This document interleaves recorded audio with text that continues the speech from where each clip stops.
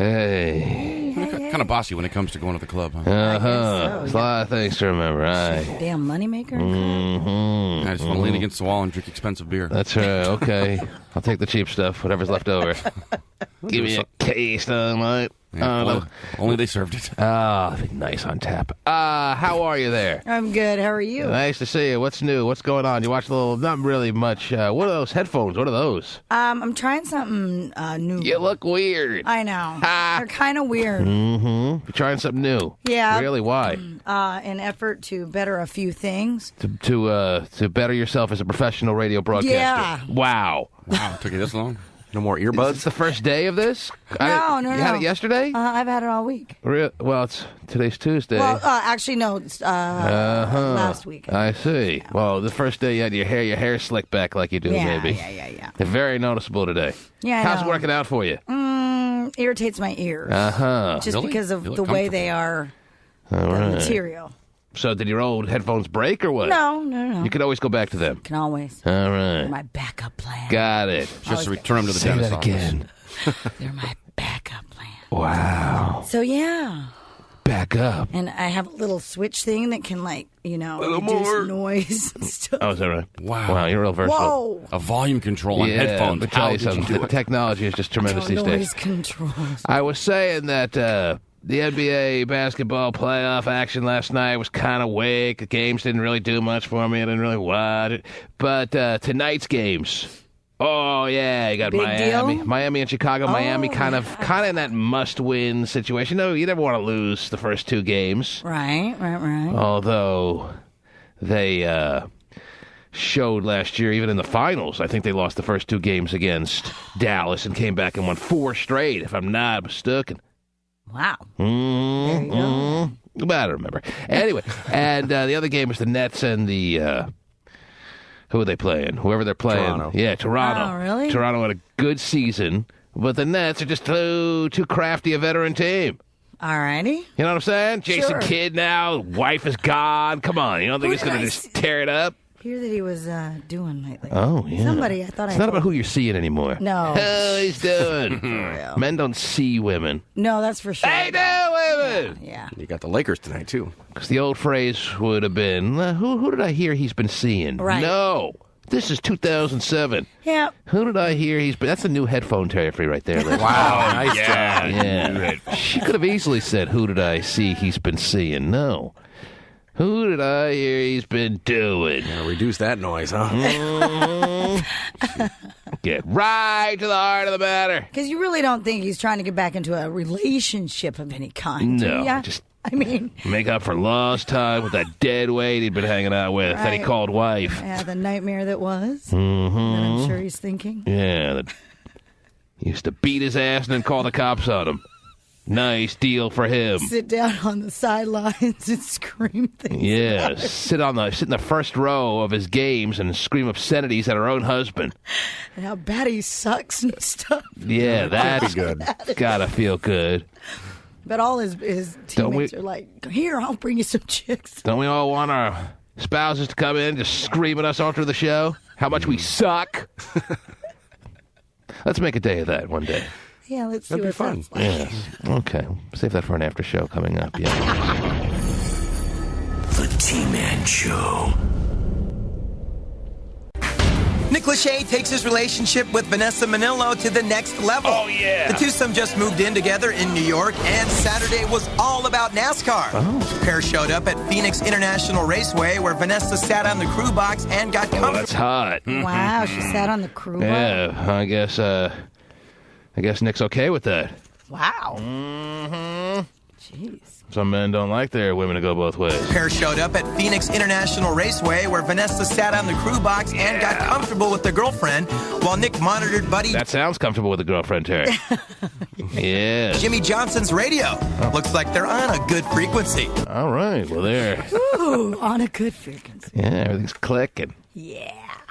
She's got the headset on, and he's whispering instructions right into her ear, and it's a perfect mesh-like situation. Okay, good for them. And what else is happening on this Tuesday morning, Terrence? What else is going on in this world of ours today? More couple news for ya. Oh, I love couples news. I know you do. Yes. Not really. Of course. Carrie Underwood and Dallas sure. quarterback I'm talking myself. Huh? Tony Romo, apparently. Tony Romo and Carrie Underwood? Yes. I mean, that's been going on for a little while, though, hasn't it? Has it? I don't know. I thought that he was, thought it happened. Well, there were rumors about J. Simp, Terry. Yeah, but I know she's truly now with John Mayer. Oh, yeah. And as the luster starts to wear off on Tony Romo, because the first, 5-6 games of his career with the Dallas Cowboys, Terry, he was like the greatest thing, the second coming. And then, of course, it ended with a thud with him dropping that snap, which, by the way, I think some of the Dallas Cowboy fans blamed on Carrie Underwood. Ooh, that's how I know that's been going on for a while, yeah. Really? Yes. Some of these whacked-out America's Team Cowboy fans blame Carrie Underwood for distracting Tony Romo, for not being able to hold the simple little snap that could have won him the playoff game, that could have sent them who knows how far in the NFL scheme of things. I did see her in the end zone flash him right when the ball was snapped. That'll distract anybody, though. Like quite For the a flasher. second, I thought it was you. Yeah, right. But, I might have been. You'd have known. yeah, but the word, because you sit in that area, I figured it was you, but the word was that it was Carrie Underwood. And Cowboy fans blame her. Wow. And I was saying, Terry, as the luster wears off on Tony Romo's career, as it went from being the second coming to now certainly a notch or two below, the women that he's hanging out with are kind of sliding. Because I'm sorry, I have to say Carrie Underwood is a notch or two below Jessica Simpson. I don't know if you want to argue with me on that. I don't know Notch about or two that. below? You know, Stephen, I'm not here to talk to you about it. All right? Your type and your rating so women hysterical. is just not where it needs to be as far as up to speed of what's going on in today's world. But if Stephen likes Carrie Underwood better than Jessica Simpson, Oh, that's, yeah. that's Well, for him to because I figure look out. at them personally, not their whorish Oh, you know qualities the or viewers? things like that. You know him very well, do you? No, I mean, I look at them and and you and Carrie Underwood at tea. What happened? Well, she seemed like a very nice woman, but I think that I look at them more as People? the whole body, their body of work, instead of just their body, is what's all you look at. Yeah. So you're right when you're saying you'd never let Steven set you up on a blind date.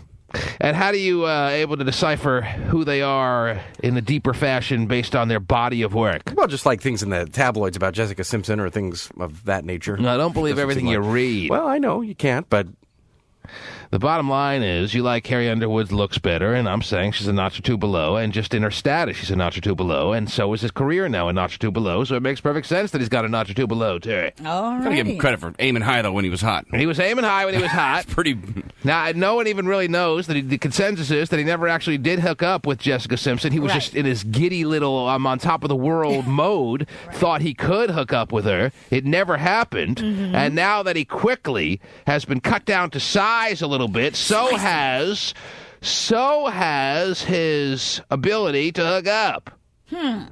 Not to say Carrie Underwood's any slouch Oh, no. by any stretch of the imagination to hook up with these days. Right. But it's certainly interesting that as his career has got chopped down a little bit, so has his ability to hook up with the big-time women of the Hollywood world. Because I don't care what Kilbreth says, Carrie Underwood is not on the same shelf Would. as Jessica Simpson, Just as even far as today. looks? I'm talking about just the overall interest in hanging out with them, if you know what I'm saying. All right. Or as Terry Free would say, doing it. well, I don't know if it sounds the same coming out of your mouth, but whatever.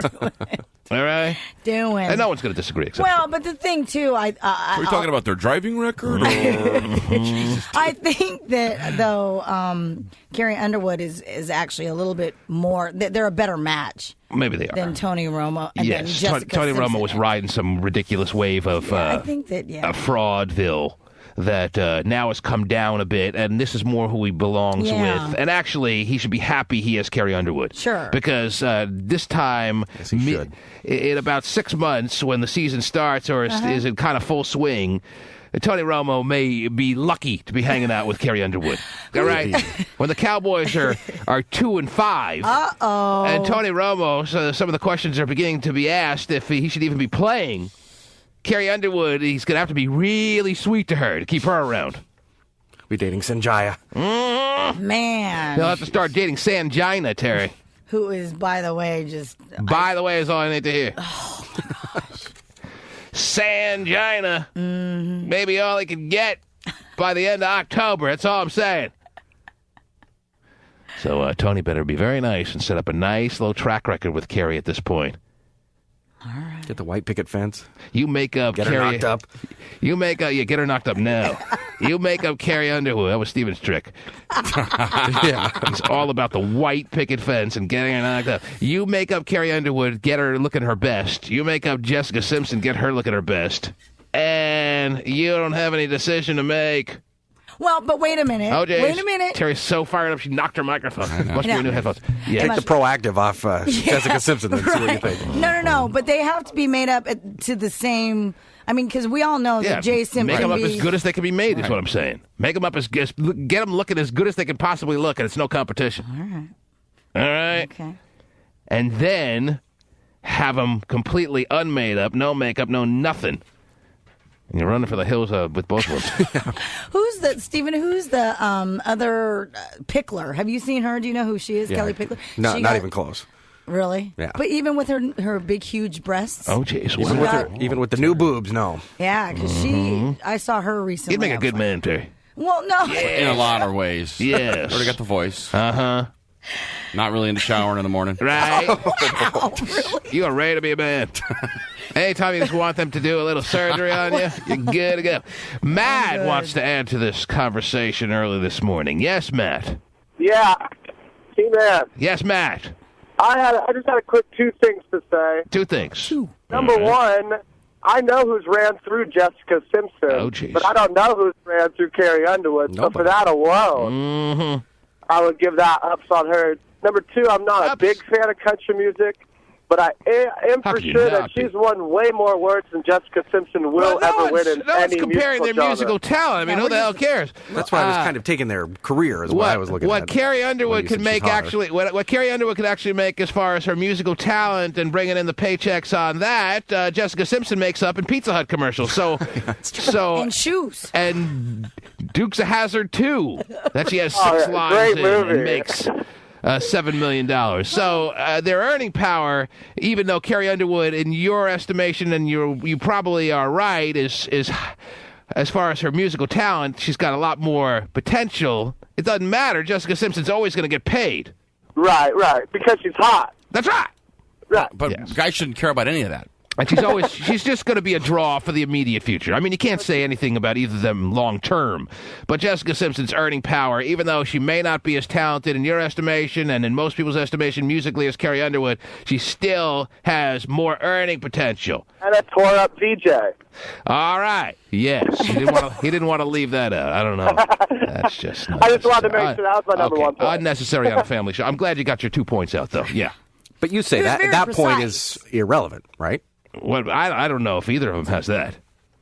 All right. But if you're a guy at a bar, you don't really care about their bank statement. Look how good she looks here, by the way. Who printed this out for me? Who do you think? Who do you Was think? that you, Vinny the Pooh?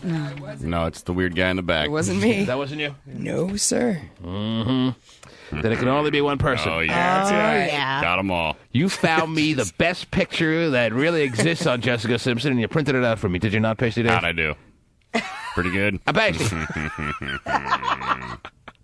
Are you with me? He has no microphone today, thanks. No microphone? Is that the deal? Yeah. Well, your microphone sucks anyway, even when it works. I don't know what they did to it. Use the wireless mic. Where's that? Yeah, what happened to we like the whole, Where's the wireless Drive-through mic, Pasty? You got that? He's got it. I'll try that here. How's that working? You need a battery? You need a battery. You need a battery for a lot of things. It's crazy how you can hear him through the bulletproof glass or whatever. Not even in the Yeah, room, but I I can can hear hear him. Jesus, you don't even need a mic. You don't really need a mic. Built-in subwoofer in his vocal cords. He's a loud dude, man. He's in the right business. But look how... Oh, my God. Man, does he know how I to think find... he also printed out Carrie Underwood Yeah, for she looks all right here, but it's exactly as I said. She looks good. She's got that high school yearbook feathered back haircut, but whatever. I like that. I understand how someone who can't let go of the 80s would. Because but- I'm grown now, lady. You're going to get it. You and your feathered hair and your sassoons. Yes! I'll take the Sergio Valentes. Terry, there's no doubt that there's no knocking Carrie Simpson for this picture. You can't knock her because she looks great. Right. But, I mean, it's exactly as I said. You put these side by side. The best picture Pasty could find on Jessica Simpson, and he found him so fast, and the best picture he could find on Carrie Underwood. And as I said, Carrie Underwood is a shelf or two below. she's the absolute, while Carrie Underwood is your Kettle One. I mean, I got it backwards. While Jessica Simpson's Kettle One Belvedere Grey Goose. Right. See what I'm saying? Gotcha. All right, you like the reference? You like the I analogy? do. Okay. Yeah. And I like Women to absolute. alcohol. Don't get me wrong, I like absolute. Okay. All right. Yeah. But she's maybe more Smirnoff. No, she's that's not not. right. Smirnoff's making a comeback, though. Yeah, I could take a little Smirnoff. Fancy new bottles, flavored vodkas I now. know. Flavored vodka. Yeah, kind of ripped off Altoids' idea, but who's counting? But the other thing, too, I think what's so different is that, I mean, you have to admit, one of Jessica's attributes, two of Jessica's attributes are always highlighted. Wow. Whereas Carrie Underwood is just a little bit more conservative. Uh-huh. Get her all, add a few more there with. You say if you dress her up a little bit more in slut gear, Yeah. she's holding her own. I think so. And that's the difference I'm not able to pick up on. Yes. It's not a difference in looks, it's a difference in their Slutness. their willingness of whoring themselves out. That's how you like it. Well, dressing up like that. I don't think that's the case. Because I that's think you're right, but I don't think that's the sole difference. Because But we've thanks for never. pointing that out. You make a great guy, Terry. Because we've never really a seen lot of dumb Carrie crap. Underwood in as sultry Right. and slutty as we have Jay Sim. Well, it's a damn shame. Luke in Milton. Yes, Luke. Well, actually, T-Man, you got a good theme going on this morning, but I really wanted to hear about the T-Man porn tape.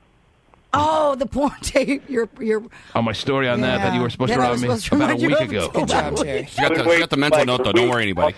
All right, yeah, don't fear at all. Terry's got a mental note. Mm-hmm. She's going to make sure I don't forget to talk about that by this time 2009. Oh, I got to hear about I'll it. actually write it Well, down. that's actually a very interesting story, and I've been meaning to tell you about it, but Terry's forgotten to remind me about it, so Home porno tape. she's writing it down this morning. This morning. God, you about On something she'll throw away. Would you like a shot? Yeah, in about an hour from now, it'll be slathered with peanut butter. She won't be able to read it. T-Man. Carved it into the top of the peanut butter, just so you can see it. Yes. T-Man's home porno tape. Yeah, there's a story about that I told you a week ago to remind me of. Yes, you said that you that- never did. I know. And apologize. Luke and Milton, or was it Milton and Luke? I can't remember. Is waiting for me to tell that story. I'm not going to tell the story now. I could easily tell the story now, but I would like you to remind me of that There's your reminder. somewhere between 8:30 and 9 o'clock. Now, is it going to be the same story that we would have heard had she Of course, reminded you? there's only one way to tell the story. Well, I'm wondering if there's maybe been some changes since then. All right. An update. New and improved story. No! Stephen, you make a great woman. Terry, you make a great guy. They should do it. Switch. Yeah, you guys can still do it if you switch. Yeah. You're a match made in heaven. The T-Man Show. Be good to see Bone at the bomb, Terry, don't you know? Yeah. Britney Spears' search for a new man continues. The bald pop vixen tried out a new look this weekend. But Britt, take a look at this. We found your ex-K-Fed showing off his own shaved do. Thanks. To your former BFF, Paris Hilton. Yep, the two were at the Town nightclub in Las Vegas. They obviously did it. Some BFF. That's what BFF are for these days. What? Screw So your that exes? behind your back, not even your exes. Look at Denise Richards, Terry.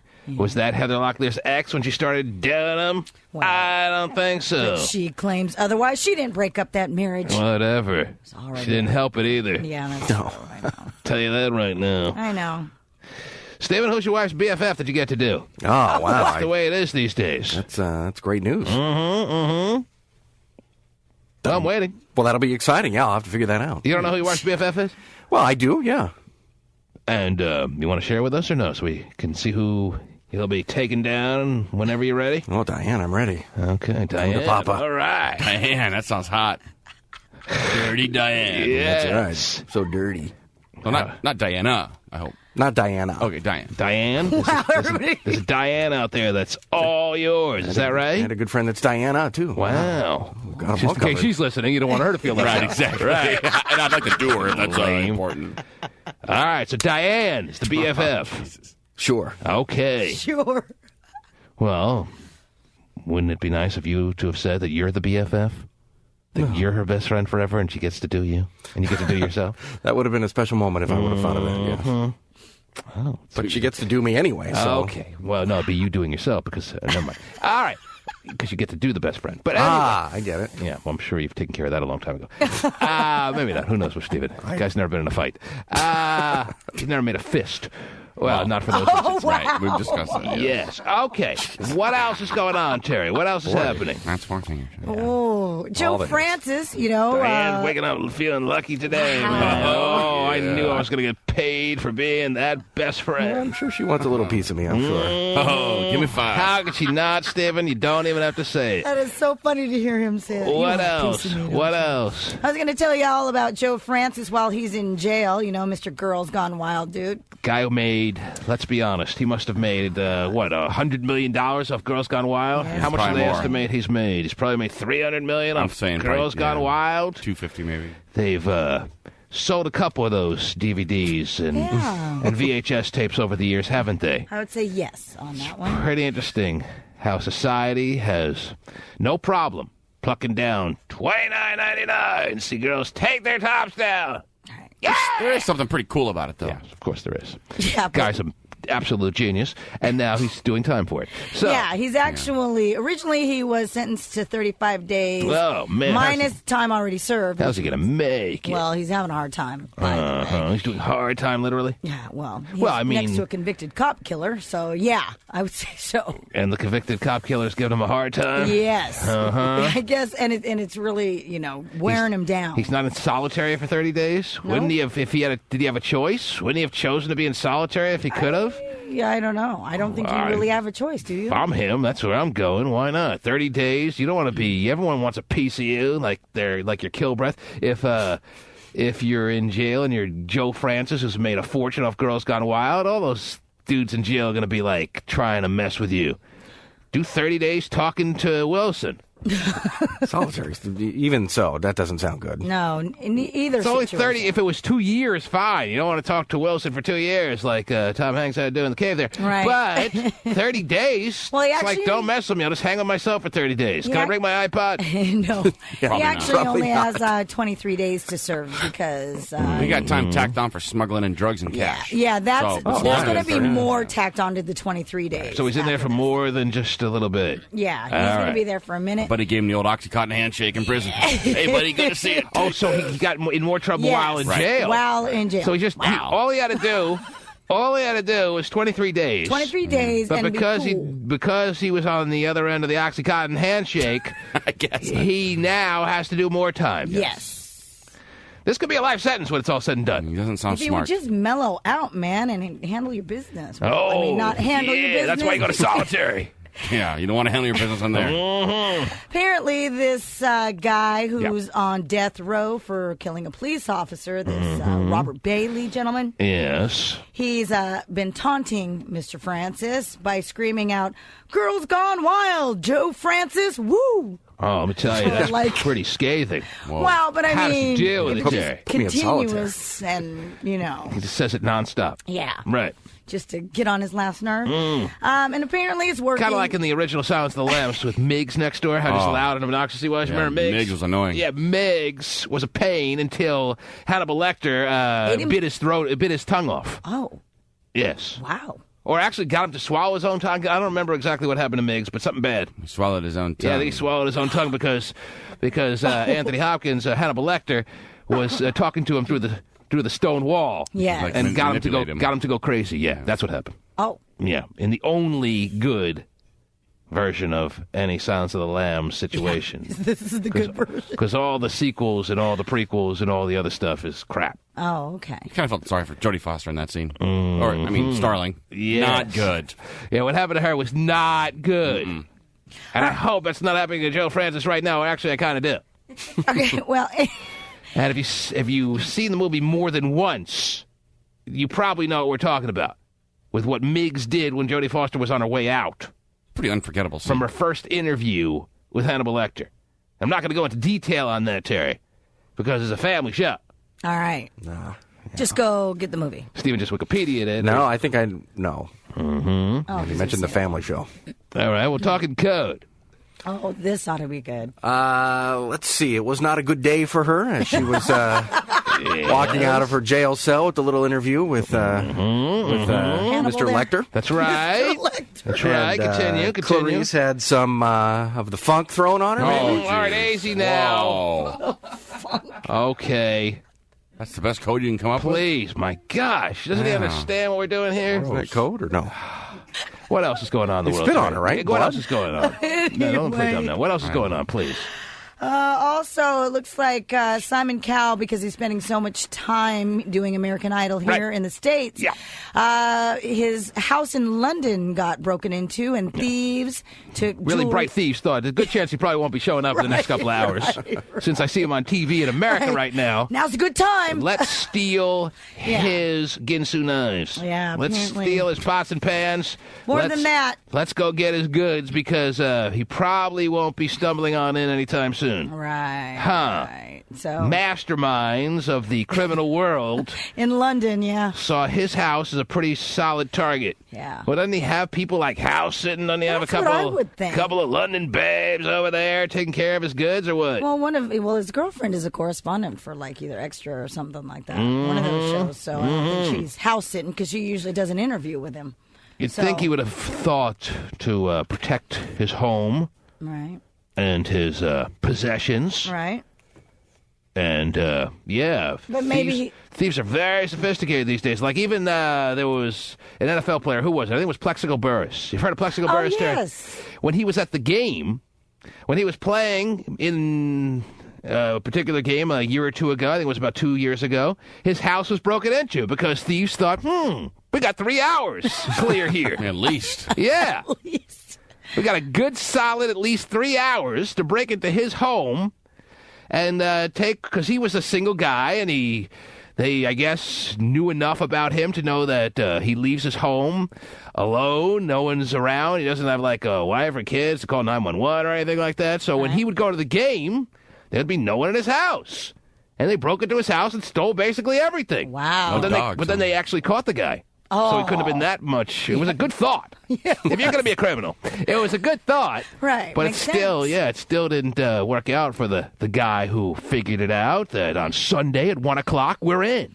Well, what happened? How did he caught? Was he just too... I don't remember how he got caught. Sat back in the house and was enjoying the moment? I think a nosy neighbor saw him crawling out of a window. Really? And got his license plate or got some ID on him, and then they took him down at the criminal's apartment later on that day or next day or something like that. But it always stood out in my mind like, wow, if you're going to be a criminal, that's the way you got to be thinking. Boy, you're a criminal mastermind now.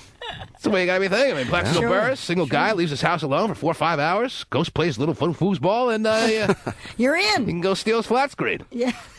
Not that we condone this kind of behavior at all. I'm just saying. Right.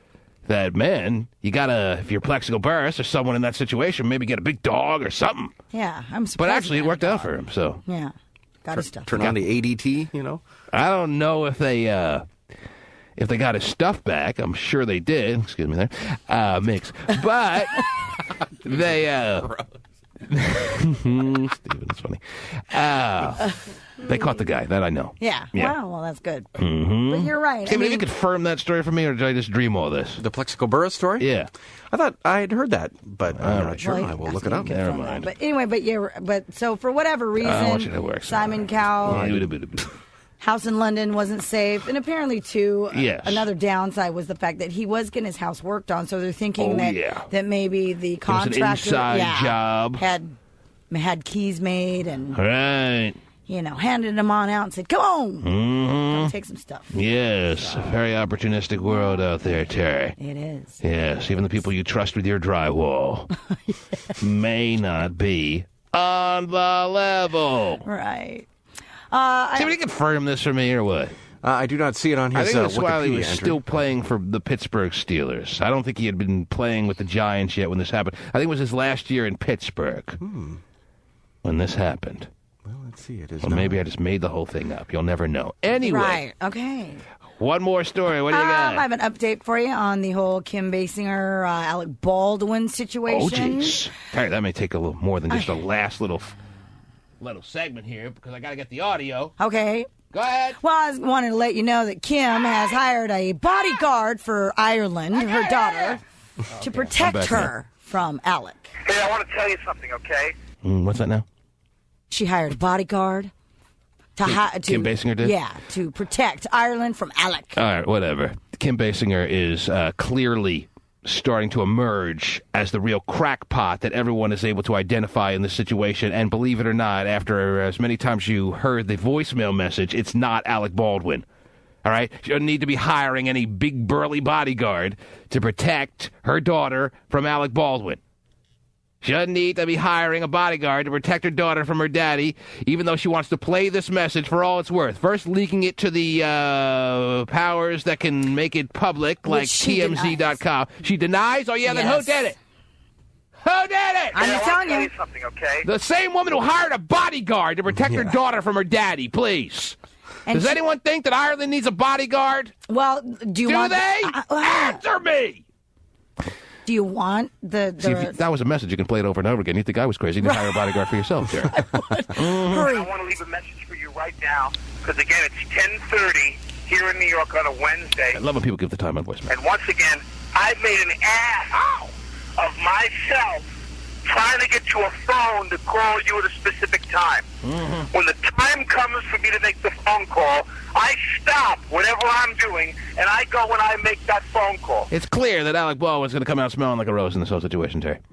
Just a caring father. At 11 o'clock in the morning in New York, right. And if you don't pick up the phone, at 10 o'clock at night. It's interesting how stories could turn, Terry. It could have easily turned very hard line against Alec Baldwin, but if you're sensing what's going on, the way this story is panning out, it's turning in the favor of Alec Baldwin. And you don't even have that damn phone turned on. The first initial reaction was women outraged and all overdoing it with their protectiveness of how he was treating his daughter. But as it's now kind of the dust is settled here, people's consensus on this is he's just a caring father who's been alienated and wronged for so long that he just blew his stack and anyone can do it. I want you to know something, okay? I'm tired of playing this game with you. I'm leaving this message with you to tell you you have insulted me for the last time. Everyone agrees that Ireland's just a little piggy, and that's that. You have insulted me. You don't have the brains. She's dumb with no brains. The decency. Right. As a human being, I don't give a damn that you're 12 years old or 11 years old. Who would? Or that you're a child. Or that your mother is a thoughtless pain in the ass. Wow. Who doesn't care about what you do as far as I'm concerned. That's funny every time. You have humiliated me for the last time with this phone. And when I come out there next week, I'm going to fly out there for the day just to straighten you out. So that's why Kim Basinger has hired a big bodyguard to protect her daughter because Alec Baldwin has threatened her in her mind. Well, Kim Basinger is crazy. Absolutely a lunatic, Terry. Here's what that is what's clearly come out of this whole situation. That's what's backfired on her. Wow. Here's what a rep has said. They released a really long statement, so I'll just give you a couple of highlights. On this issue, I'm going to let you know just how disappointed in you I am and how angry I am with you that you've done this to me again. Oh, my gosh, honey, I got to get you a bodyguard. You've made me feel like shit. Oh, he just swore. And you've made me feel like a fool over and over and over again. Oh, geez. And this crap you pull on me with this damn phone situation that you would never dream of doing to your mother. And you do it to me constantly and over again. Wow.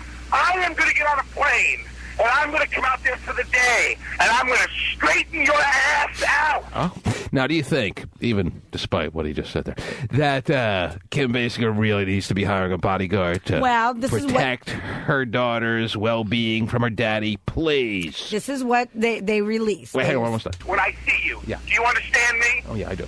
I'm going to really make sure you get it.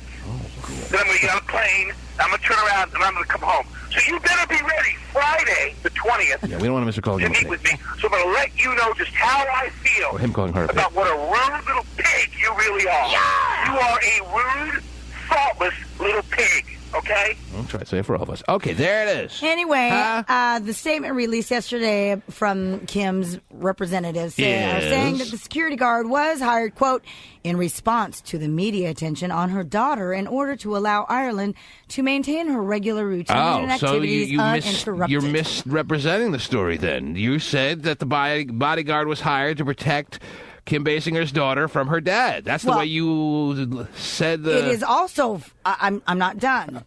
Now, the way it sounds, Kim Basinger hired the bodyguard to protect her daughter from any overzealous media people that may get in her face. There's a big difference, Terry. Makes sense. That makes some sense. So which is it? Well, You would have done a lot better with the story if you just didn't read the statement. I would have believed you. Would have been a great story. It's for Ireland's safety, not only from media, but also from her father. Hello. Well, you didn't say that. I know that, but I'm Hello. just... Oh, jeez. Go ahead, read the statement. Every time I'm... Oh. Go ahead. Anyway, they're also they also said that the issue is not about Kim or the alleged alienation that Alec constantly refers to. It is about his ongoing aggressive behavior. Kim's sincerest wish is for him to finally address his unstable and irrational behavior, so he, so she is making it clear, at some point, can potentially create a relationship with his daughter. Until then, Kim will continue to protect and safeguard her child's well-being as any parent would. So she is making some representation that the bodyguard was hired to protect her daughter from him. Why'd you say so, Terry? Jeez. Just let me finish. Oh, she's playing both sides. She is. Against the middle. I don't know She's just basically trying to protect Ireland from all outside from all comers. issues. I see. All right. There is no protection from what's going on inside the home. Right. Let me see that story you got there. So. Oh, here it is, right in the headline. Kim Basinger has hired a bodyguard to protect her daughter from Alec Baldwin. Why don't you say so? Mm-hmm. Yeah, it would have been a lot easier. Yeah. Although, I don't know if the statement really is saying that point blank. She definitely makes references to two different scenarios as to why she hired the bodyguard. But the bottom line is that Kim Basinger is the one that's insane, and that's that. All right? He says you would never do this to your mother, and Ireland's like, you're right, because she's crazy. Mm-hmm. She's crazy, and I live in her house. Well... Just send her away to some private little school away from both parents. And call it a life? Yeah, for a while. You think she needs to be away from both parents? I do. Yeah. Seriously, because they're both crazy in their own little way. Right. And I don't think they do her any good whatsoever. More well-to-do kind of family situation? No. I see. Yes. I just Throw her in the projects with people that really love her? No. Oh. Give the kid a break? I'm just saying that maybe... I see your point. You know. Not really. All right. Very nice. So bodyguard is on the case. Yes, thank you. Top dollar being paid by Kim Basinger so that Ireland is safe. Yeah. She's got the child's best interest at heart, obviously. Right. Yes. That's very clear in this whole story, Terry. That Kim Basinger has had Ireland's best interest in mind from the word go. She's a quality mom. Should all be taking lessons from Kim Basinger. The T-Man Show. And Sheryl Crow had a couple of ideas. One was that we should stop using paper napkins, that we should have a sleeve made that you put This was on The View yesterday, Terry. Did you hear about this? No, I didn't. Well, everyone feels like... I think we're getting to the point where everyone, even people that are very green-oriented, you know, the whole big shtick on everything's got to be green, we got to save the planet, blah, blah, blah. And I'm one that certainly buys into it, the global warming idea, and we got to do something about it to some extent. But I think everyone's starting to agree that it's starting to get a little bit out of hand. You know, you got to keep everything in perspective to some degree. Right. And now the people on The View, who I would think also are very green-oriented, they'd be kind of in the camp of wanting to believe that we need to do something about global warming and wanting to do things that save energy. Like they're talking about the whole state of California having to buy a certain light bulb now, and it's going to be illegal to have the light bulbs that you're customarily used to having in your home. If you're not buying the certain fluorescent light bulb, that you're going to be like thrown in jail for life or something like that. So no more tanning bulbs throughout my house? That's right. Nah, not a good idea. You get that bronzing cream again. Just anywhere you are, on the stairs, no matter where. That's great. Because it's starting to get a little bit carried away with all the ideas and all the things people are throwing out there as far as turning ourselves into save the planet kind of mode. It's getting a little out of hand. Wow. And that's what even the people on The View, even the ladies on The View are starting to sense when Sheryl Crow went overboard with some of her statements. Sheryl Crow, they're going to talk about how she believes everyone should walk around with a piece of fabric on their arm over their sleeve that they should be able to wipe their mouth with and their nose Ew. So that you don't have to use tissues and paper towels and stuff like that. You should just walk around with a big snot full of, a sleeve full of snot. Yeah. More fun. Remember our parents used handkerchiefs. Most disgusting thing ever. Even those were considered, so vile that you just put it back in your shirt pocket.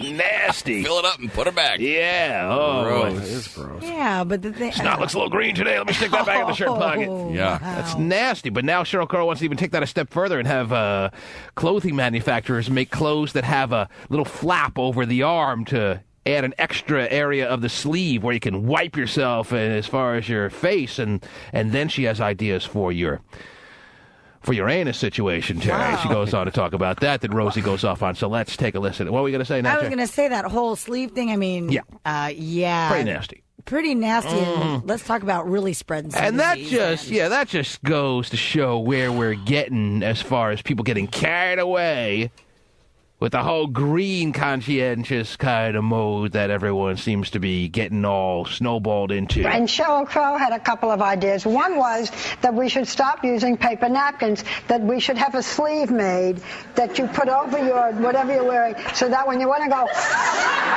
Yeah, and we need to see 78-year-old Barbara showing everyone the visual of what it looks like to wipe your nose. Thanks. Wasn't sure. This is great morning entertainment. that you put over your whatever you're wearing, so that when you want to go... you have this sleeve. So I got news for her. They're already made. So, you're going out there. I use them. Exactly. No one ever doubted that Rosie uses her sleeve, regardless of whether it has a flap over it or not, to wipe her nose. There's no doubt that Barbara couldn't get 5 words out without Rosie interrupting her. You're going out there. I use them. Extra piece of fabric on these shirts. So you walk around with this fabric. What about the other thing she said? Did you read that? She wants everyone to use one square of toilet paper to wipe. Oh, no, if Rosie needs to be throwing out the word wipe on morning family entertainment programming, Terry. Right. All right. Got it. Especially Rosie. Yeah. But she doesn't end there, Terry. No? It goes on from there. Square of toilet paper to wipe. All I want to do is have some fun. One little thing. Has she seen my ass?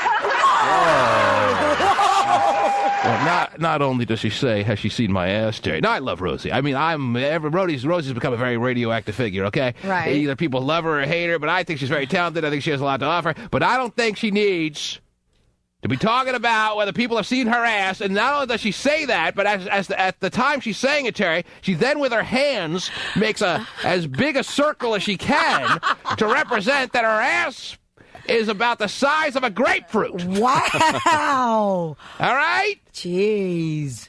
Does Rosie need to be doing that? No. You made your point, Rosie. Yeah, one square is ridiculous. No doubt about it. That's all you had to say. One square is ridiculous. We don't need to know that the hole is the size of a softball. Just bring your little wife in and she can verify. No one doubted it. Trust me. We don't need to see a visual on that, Rosie. Wow, she actually used her hands. Yeah, she used her hands, Terry. You haven't seen that footage? It's going all over the place. Hold on. I'm trying to eat a donut here, Rosie. Can you stop that?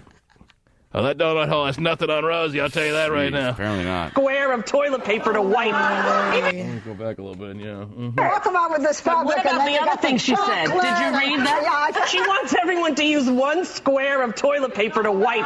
But her point is well taken, Terry. Try to get through a bathroom experience, and Sheryl Crow wants every time, not just try one time where all you use is one square of toilet paper. Really not feasible, okay? Mm-hmm. That means you'd go through a roll of toilet paper every 1.5 years. Sweet. That would really save the planet. Sheryl Crow is onto something. If you could somehow manage to only use one square of toilet paper for every session on the bowl, we would extend our planet's lifespan by a good 3 years. But I don't think it's really possible. And Rosie is making it clear that no, not happening in her lifestyle. Yeah, okay? like, I'm not conserving anything. All right. She's wrapping around the arm, girl. She likes herself a lot of Taco Bell, and she ain't able to use just one square. All I want to do is have some fun. One little thing. Has she seen my ass? And all the women in the View audience, Terry, erupt with laughter when Rosie, with her hand, shows everyone in the studio audience the size of her ass. And not the overall circumference of her ass, Terry. We're talking about the pinpoint spot that we're dealing with when you're talking about one square. Wow. A little unnecessary, Rosie, okay? Why don't we use the new thing on our arm to wipe? Mm-hmm. Jeez. You really like that idea, Stephen. I don't, actually. Okay. Wow. Stephen doesn't even believe in global warming. He's a very conservative guy. You know, the right-wing people aren't buying it, Terry. And, hey, it's not certainly a slam dunk conclusion, but it seems like all the scientists are now on board with, we as humans are destroying the planet. We got to stop breathing. It's a conspiracy. 20 years from now when we're going to sunny Alaska for vacation. That'd be great. Well, we'll know something's wrong. Then maybe I'll start. Years. Yeah, we'll all start believing. But I don't think you can dispute all these scientists, Stephen, that have come out and agree with your buddy Al. Yeah, no, I watched his little movie, and, I don't think we're all going to be dead in 5 years, but, I don't think, you show me the part of the movie where he says we're all going to be dead in 5 years. Well, we're going to be underwater, things of that nature. I don't think there's any part of the movie where he says we're all going to be underwater in 5 years. Not necessarily 5 years. That may have been an exaggeration, but... Kind of hard to hear over the popcorn crunching in your mouth. Right. It's a good popcorn movie, for sure. What movie isn't a good popcorn movie for you, Stephen? See, I turned on all the lights, and I loved it. So. Can you remember the last movie that wasn't a good popcorn movie for you, Stephen? No, actually. Okay, there's the point. All right, what else? What else is going on besides Terry? You got to use only one square. You got to try to use only one square today, Terry. That's okay. Mm-hmm. That's no. Ain't happening with Terry. Ain't happening with me. Now maybe Sheryl Crow was talking about just when you go number one. Is that possible? Because she couldn't have been. I think that's what she was talking about. There's no way. Yeah. There's no way that Sheryl Crow could have suggested that we only use one square when we're laying down a deuce. I mean, that's just not possible, right? You may as well use none. Please. Right. What's the point, really? Even a guy like Winnie the Pooh, which he has, I'm sure, have big movements. He's a little guy, too. Yeah, he doesn't go. Of course. Mm-hmm. Okay. What else? What else is going on, Terry? According to a recent study, at least 25% of people getting divorced use a private detective to get the goods on their spouse, ranging from cheating to any other dirt they can find in order to use in their divorce. Kind of a sniveling tactic, isn't it, Terry? Not necessarily. I don't think so. You don't think so? If you were getting divorced, you would hire a private dick. Yeah, if I thought it was going to be for a worthy cause. If it was, worthy cause meaning amping up your end of the settlement? Not necessarily that, but I mean, if I really thought that, like for custody type situations. See, Your Honor, he's a cross-dresser. Give me the kids. Yeah, knew it. I mean, there sometimes I think it's not a bad. 1 in 4 people who are getting a divorce have admitted. These are the people who admit it, Terry. When you're doing surveys, you got to just keep in mind that it's only people that admit it. 1 in 4 have hired a private detective or investigator to follow their spouse around to see what they can dig up. Yeah. I always assume there's people following me every day, Terry. Always giving people the slip. Keeps life exciting. To feel like there are always people following you. Man. That's why That's why I explained to the officer when I'm driving 98 miles an hour, Terry. Giving someone the slip, follow me. And those aren't my panties. Whoa. Well, that's kind. You think that's an appropriate move? Well, I think so. I mean, I think that there are a lot of people out there who probably are quite innocent when it comes to the divorce, and had they had. And the main reason you think is to find out if their spouse is cheating on them? I think that's probably a main reason. Sure. And of those 25, but I think there's other of those 25% of the people that are getting divorced that hire private investigators to find out if their husband is cheating on them, and it's always women who hire private detectives to find out if their husband is cheating. What percent do you think come back to tell the wives, yes, here are photos to prove it, your husband is a dirty dog? Oh, yeah. I would If it was specifically just for the cheating, not for any other reason. What percent come back and tell the wives that their husband was, in fact, your gut was right? It's big enough, you should have realized. Your gut is right, your husband is cheating on you, and here's some real sensual pictures to prove it. What percent? Well, oh, gosh. I was going to say over 50%. Oh, I'd say 100%! Wow. Come on, every guy's a cheater.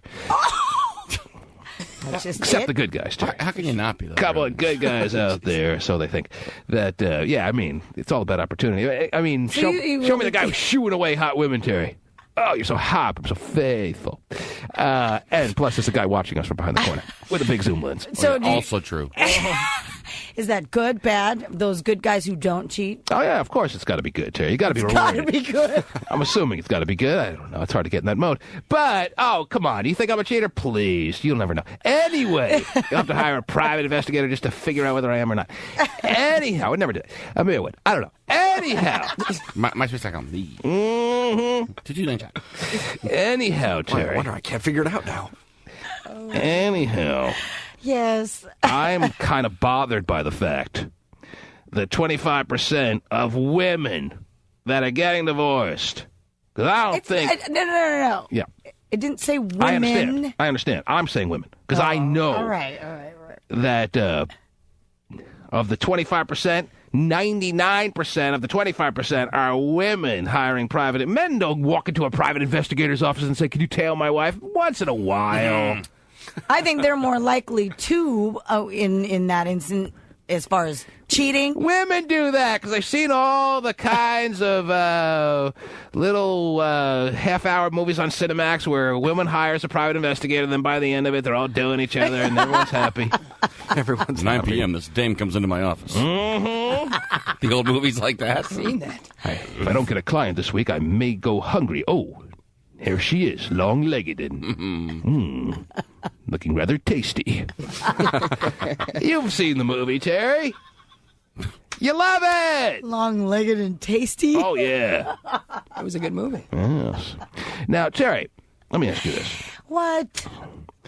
Do you know anyone out there who's a private investigator or private detective? There are more people out there than you would think that are private detectives, private investigators. Do you realize that? I have a friend who, I don't know if he still does, I haven't really talked to him in a while, back in a different part of the country, Terry, who is or was a private detective, and I always thought, man, that's got to be exciting, so glamorous, so just blood pumping to be following people around all At day. night and And one stuff? time I just hung out with him on the job, and I was bored out of my gourd. He was just Wow. sitting in a van waiting outside someone's house for them to leave. They never left. At 2:01. It's not like they had high-tech bugging equipment either. He was just Really? Yeah, he was gonna follow him when he left the house, or was it she? I don't even remember. But we're just sitting in the van. I'm like, when does something happen here? When do you shoot somebody? Yeah, when do we watch someone having sex, dude? Oh, is that really what you want? This is not what I signed up for. I mean, in my day, you do this every day.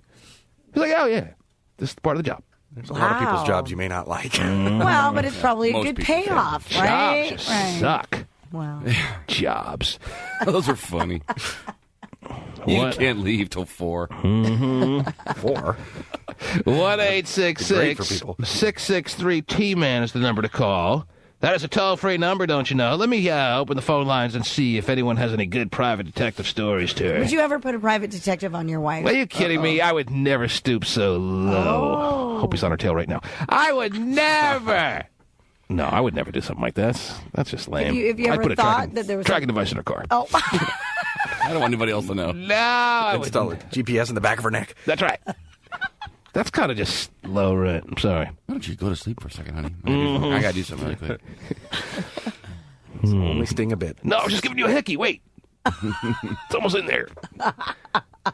1-866-663-T-Man is the number to call. Huh. You ever felt like you're being followed, Terry? no. I mean, you've been through a lot of relationship ending stages kind of situation. Oh, I have. Yeah, definitely that.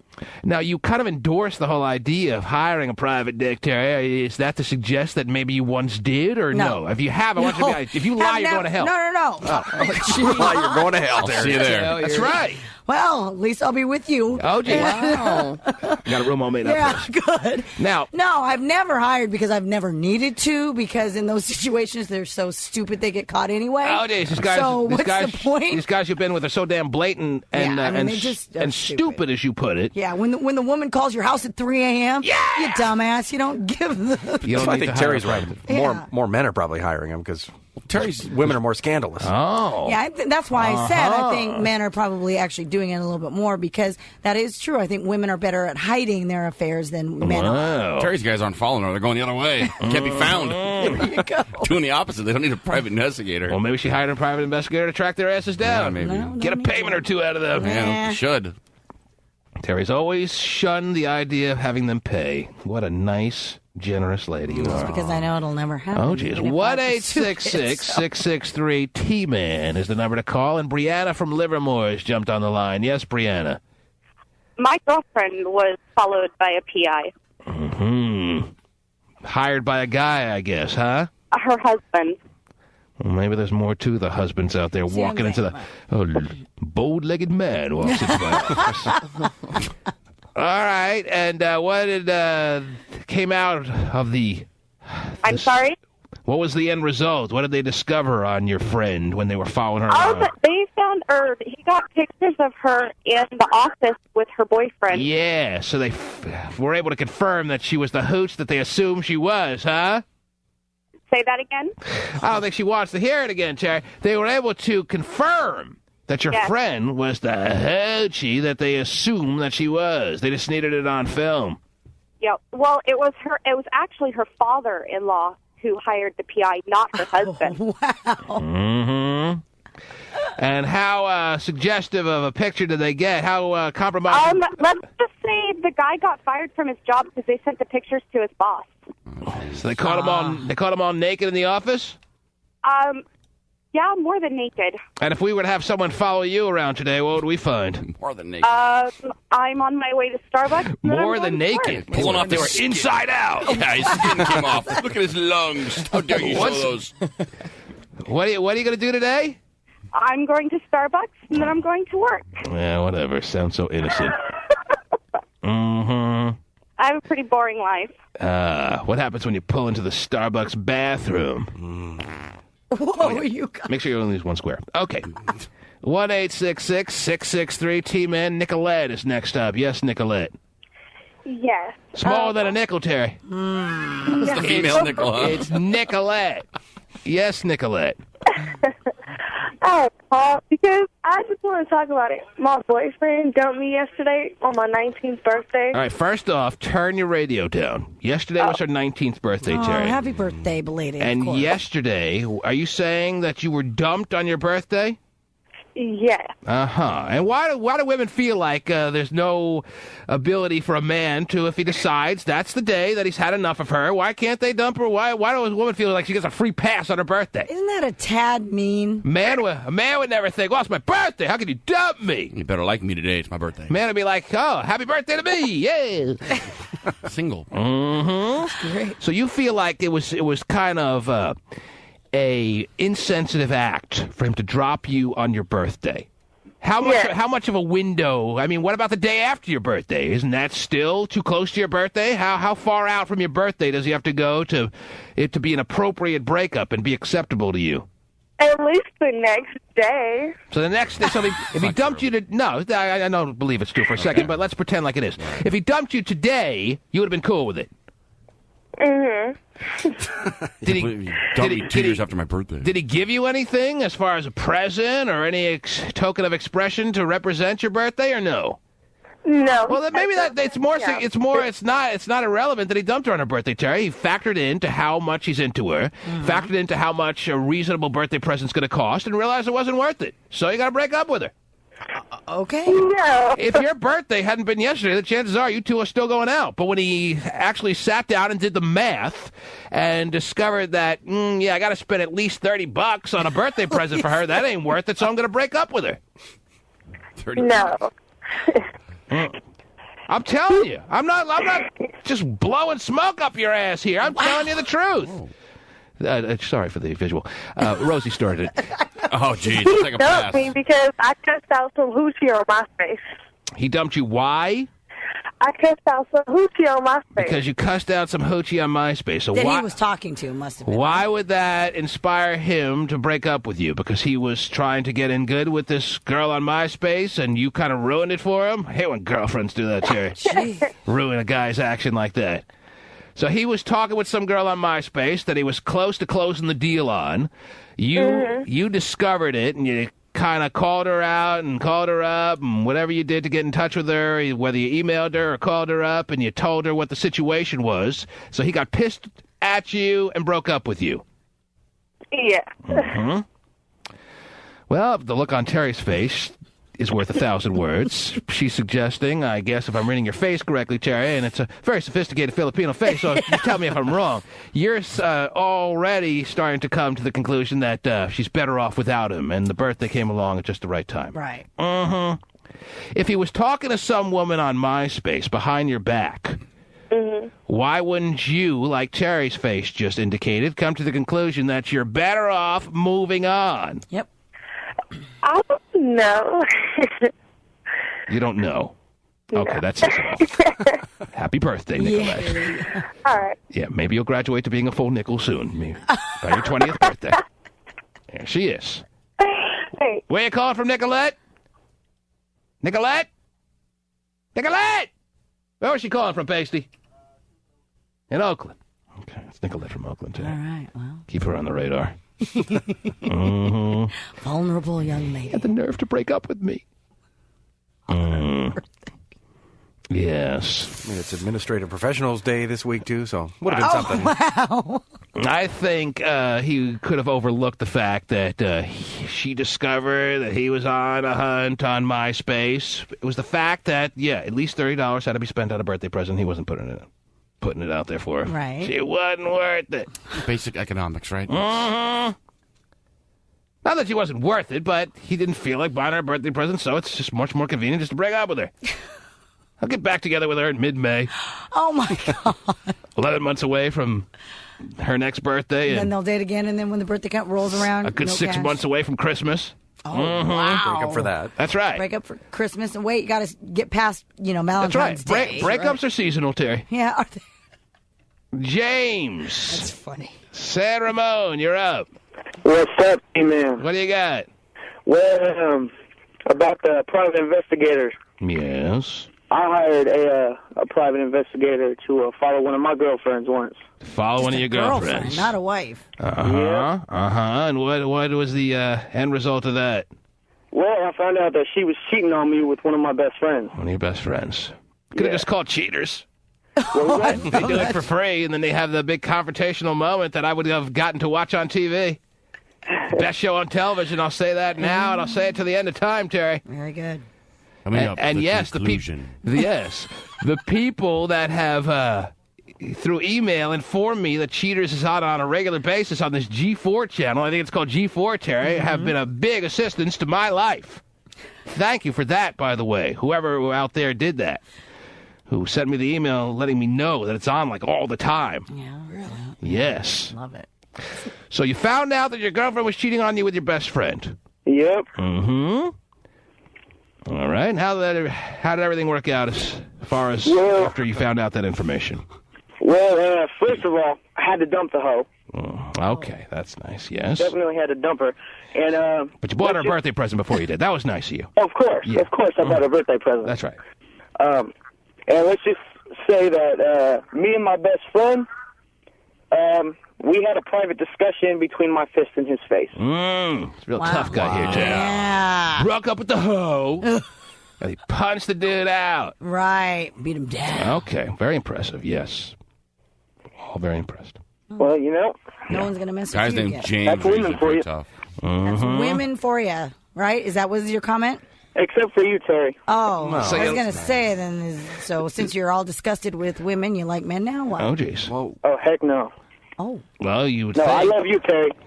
He wants a discussion with his fist in your private area. Yes, that sounds like quite the get-together. Now, James, Terry just, made a reference to the fact that you're kind of cursing all women out here, basically putting them under one umbrella as non-trustworthy type beings. How do you get back in the game then, James? Because you're probably not going to get Terry. Yeah, that's true. Well, I got a girlfriend right now. Yes. I've been with her for... Does she know she's being tailed by 6 investigators right now? No, I trust this one. Oh, okay. Until there's reason not to, right? Yeah. Okay. Good for you, James. All right, T-Man. Happy ending. Yes, it is. Whatever, James is kind of weird. Anthony, you're next. Yes, Anthony. Hey, T-Man. Yes, sir. What's going on, man? I hate PIs, man. I got into a fight with a PI and went to jail. Got in a fight with a private investigator. He didn't ask to be followed. No, he did not. But I think dirt. you realize you're being followed. Getting confrontational, getting in the face of the guy who's following you is a natural reaction, Terry. The guy has to go to jail because he, who didn't ask to be followed, gets... Well, it was deeper than that, T-Man. It went way deeper. I was getting calls from this guy after a while, harassing me. Then I noticed that this guy was following me, and what it was... So why are you thrown in jail? If you're telling us the truth and you are being harassed by some private investigator, why did a judge or whoever decide that you needed to have this cooling out period and behind bars? How does that happen? Well, when I went to court, nothing... I probably shouldn't have stabbed him, T-Man. Yeah, go ahead. What happened? When I went to court, nothing happened. I pled my case. So no one believed you? I'm sorry? So the end result is no one believed you, to make a long story short. Is that right? No, the end result is I got away with it, but this guy was just... What do you mean you got away with it? You went to jail, you said. I went to jail for maybe 3 days until I went to court. So to him, that's getting away with it. All right. All right. Because he didn't get sentenced to a longer... Well, what did you do when you decided, okay, I'm not taking this harassment from this private investigator anymore, it's time to get even here? What did you do? Well, I pulled over, and the guy pulled over, and I was asking him, what do you keep following me for? The whole thing was about a car that I never had. It was a finance company that put this guy on me, and I never even had this car. Mm-hmm. Wow, that's kind of interesting. Creditors are following you, kind of, right? Yeah, I have no idea what's going on. All right, so you pull over, you get in the guy's face, and what happens on the side of the road? The guy just thinks he's all high and mighty, Mr. Private Investigator. I got a little fake badge, so, hey, he had what was coming to him. I gave it to him. Well, what do you mean you gave it to him? Get more specific. I really want to know. What'd you do? Put on a Trojan. Okay, well, we stood over on the side of the road. Yeah. The guy's just talking. My fuel's getting there. I'm on my way to work. I have to go to work at 4 o'clock in the morning. This is about 4 in the morning. All right. I'm tired. Guys following him at 4 in the morning. They pull over in the darkness on the shoulder of the road, and what happens? He got it. I whammied him. Mm-hmm. He whammied him, Terry. No whammies, no whammies, no whammies. He gave him the whammy. 4 in the morning whammy. Man, that's not the... It's not good. It's a tough hour to get whammy, Terry. Yeah, about the 4 a.m. Whopper. I mean, you got whammied at 4 p.m. You're all right with it. At 4 a.m. whammy? Wow. Man. That's the worst kind. And you only got 3 days for the 4 a.m. whammy? Well, yeah, until he went to court and he pled his case. Like all right. All right. Thank you for sharing, Anthony. No problem. I think finance company. I think Kim Basinger should get a PI for Alec Baldwin. Well, she's already hired a bodyguard to protect. I'm sure there are a fleet of people following Alec Baldwin. And vice versa. You're just tuning in this morning. Terry has shared with us that Kim Basinger has hired a private, or not a private, but a personal bodyguard for Ireland to protect the 11-year-old from her father, who she feels has put her daughter in a spot where who knows when Alec Baldwin could pounce on her and start pounding her, Terry. The threats he made will not be overlooked as far as Kim Basinger is concerned. She's in immediate danger. Yeah. We all have to agree. Jeez. Whatever. She really thought she was in danger, then hired the bodyguard when the message was originally left, not after it was released to the media. Well, maybe she feels that Alec Baldwin's so just worked up now because he was so embarrassed by the message that he's going to go crazy and start just like throwing her daughter in the first dumpster he could find. I don't know. She's crazy. That's the point. Kim Basinger is the crazy one here, Terry. When is someone going to address that? He's trying. Yeah. I hope he's successful. He's been beating that drum for a long time. We're all seeing the light now. The ironic thing of this whole message situation that's going to come out of it is that we all agree that Kim Basinger is absolutely nuts. That should happen any minute now. Set your watch. The T-Man Show. Hi, Valerie. My name's Joe. I had responded to your post on Craigslist. All right, play this on the floor, Terry. This is just to remind you, Men with Game is not going to be gone forever. Oh, good. All right. I like men with game. Yeah, that's right. But they are on to us as far as Craigslist is concerned. Really? And we need to allow a little bit of buffer period to go by before we put our next postings up on Craigslist, like we have done with the pictures of Valerie. You know, talking about how she's new in town, she's looking for a quality guy, and what we get from Men with Game is an awareness of the guys out there who A, think they're quality, and B, are available for the Valerie in you, ladies.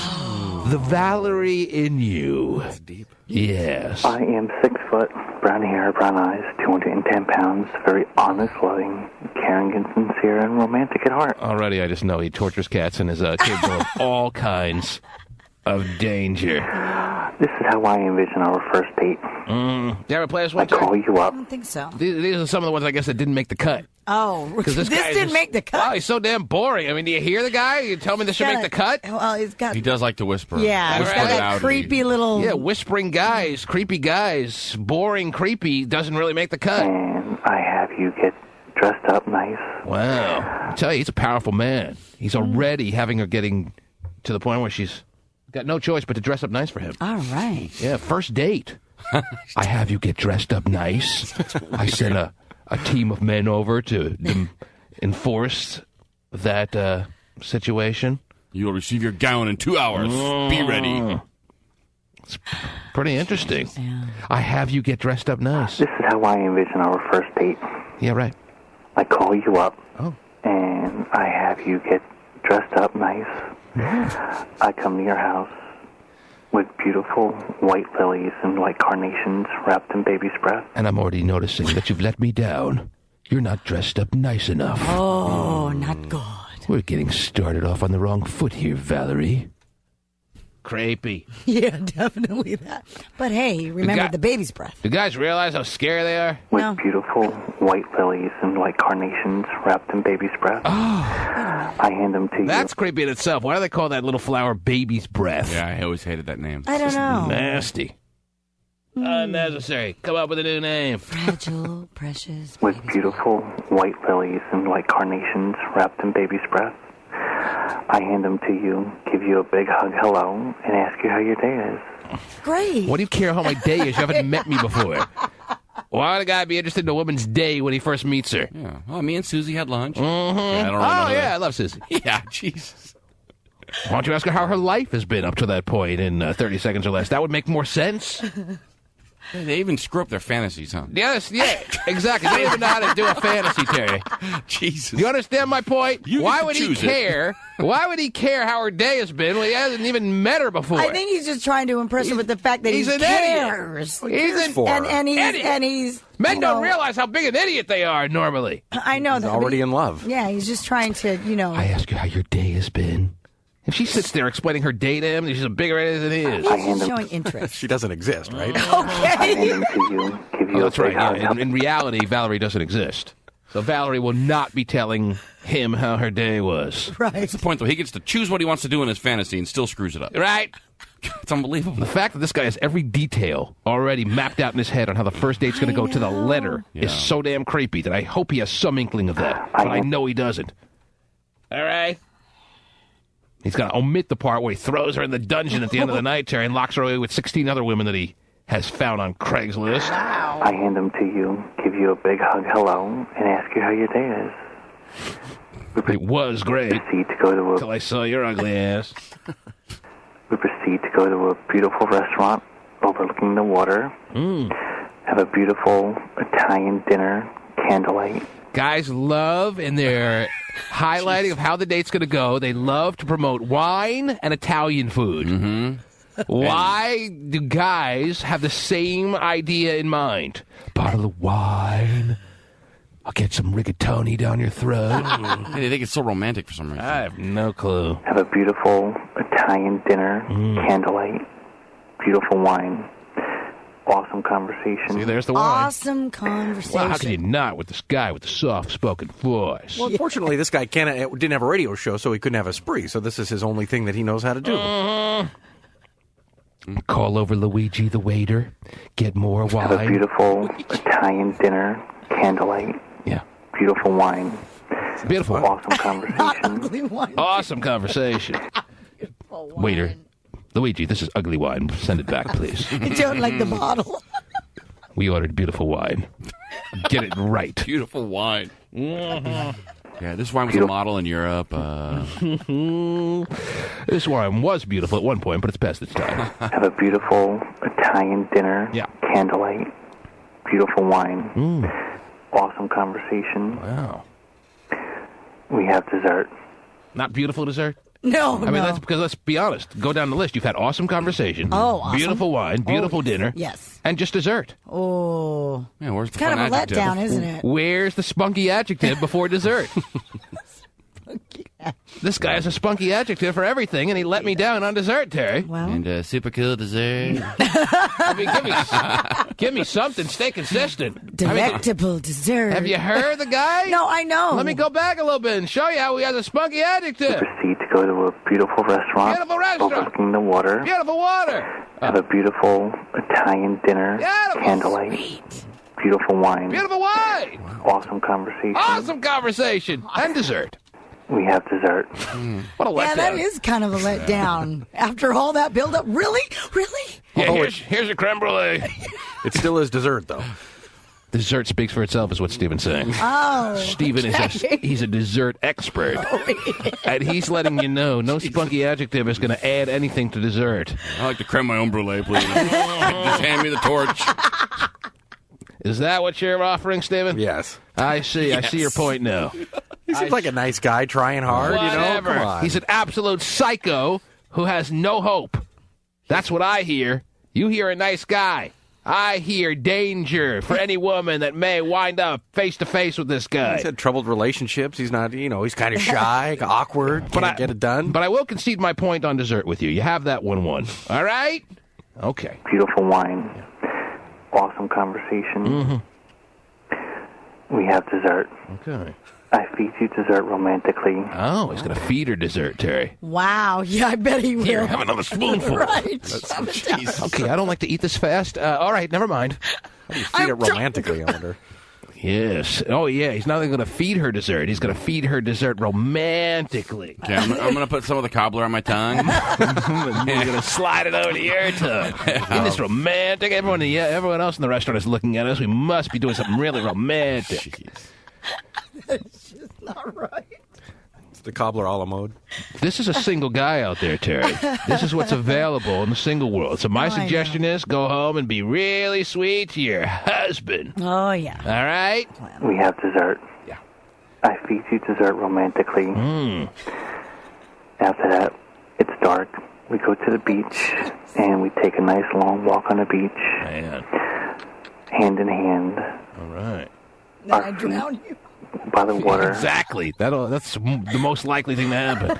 It's dark outside. Know that. You're not supposed to go swimming after such a romantic dessert. But he doesn't put that in the And yet message, you have though. no choice. I'm cramping. My mom was right. That old wives' tale. He's got the most scary part about this is he's got every last detail of this date that is really not likely to happen. He's got it already done in his. Why doesn't he even need to go on the date? It's already happened in his mind. He's got every last detail figured out in his head to such a degree that he doesn't even need to go on the date. Yeah. He went on it. It's so sad that guys have the same prototype, too. Wine, Italian, That's what I'm beach. saying. It's a whole Sad. cookie-cutter little structure of a plan here. And we take a nice long walk on the beach. Yeah. Hand in hand. Our feet by the water, walking through the water, holding hands. After that, we proceed to sit on the beach. You're sitting there, and I sit behind you. Oh, I have my arms wrapped around you. Yeah, I bet. I could feel my thunder. Oh, yeah. I proceed to feed it to you romantically. Whatever. Yeah, arms wrapped around where? Your neck? I can't even say that. It's nothing I can say anymore. Really? No. Nice thought. I can't say anymore. Wow. It was a nice thought, though. Jeez. Was a good thought. It was romantic. Yeah. Leave it to him. He's got all the right lines. He does. Don't let me say anything. Walking through the water. Yeah. Holding hands. After that, we proceed to sit on the beach. Wonderful. You're sitting there, and I sit behind you. Yes. And you can feel his thunder. I can't say that. I guess I can. That part I can say. Okay. I have my arms wrapped around you, and we're cuddling. Yes. We're looking up into the sky, looking up at the moon and the stars. It's even worse than I thought, Terry. Yeah, it keeps going. He's got everything done. Even the weather. So really, if there actually was a Valerie and he took her out and it didn't go exactly according to plan, this guy could snap. Yeah, I was going to say. We're supposed to look at the stars now. Look up. Look at the stars. He may just go crazy on it, Terry. Just snap. Because he's got it so figured out. Yeah, there's definitely no room for any error.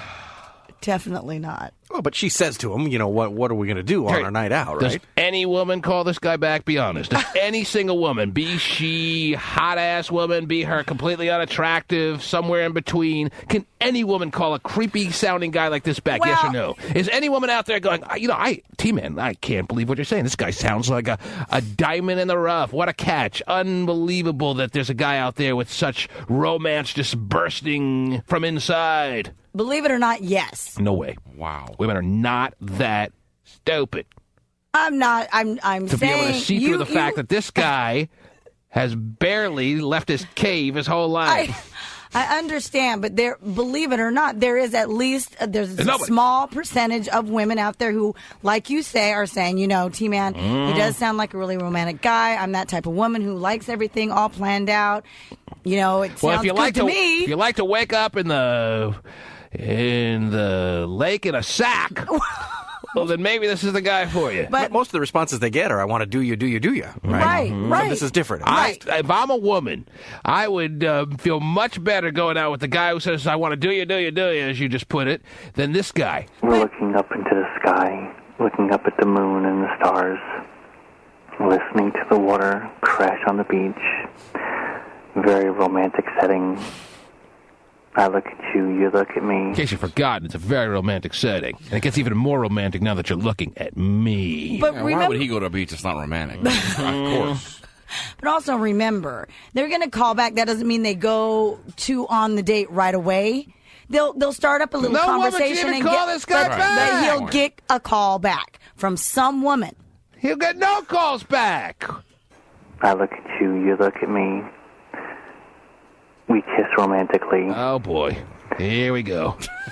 And we're cuddling and holding each other.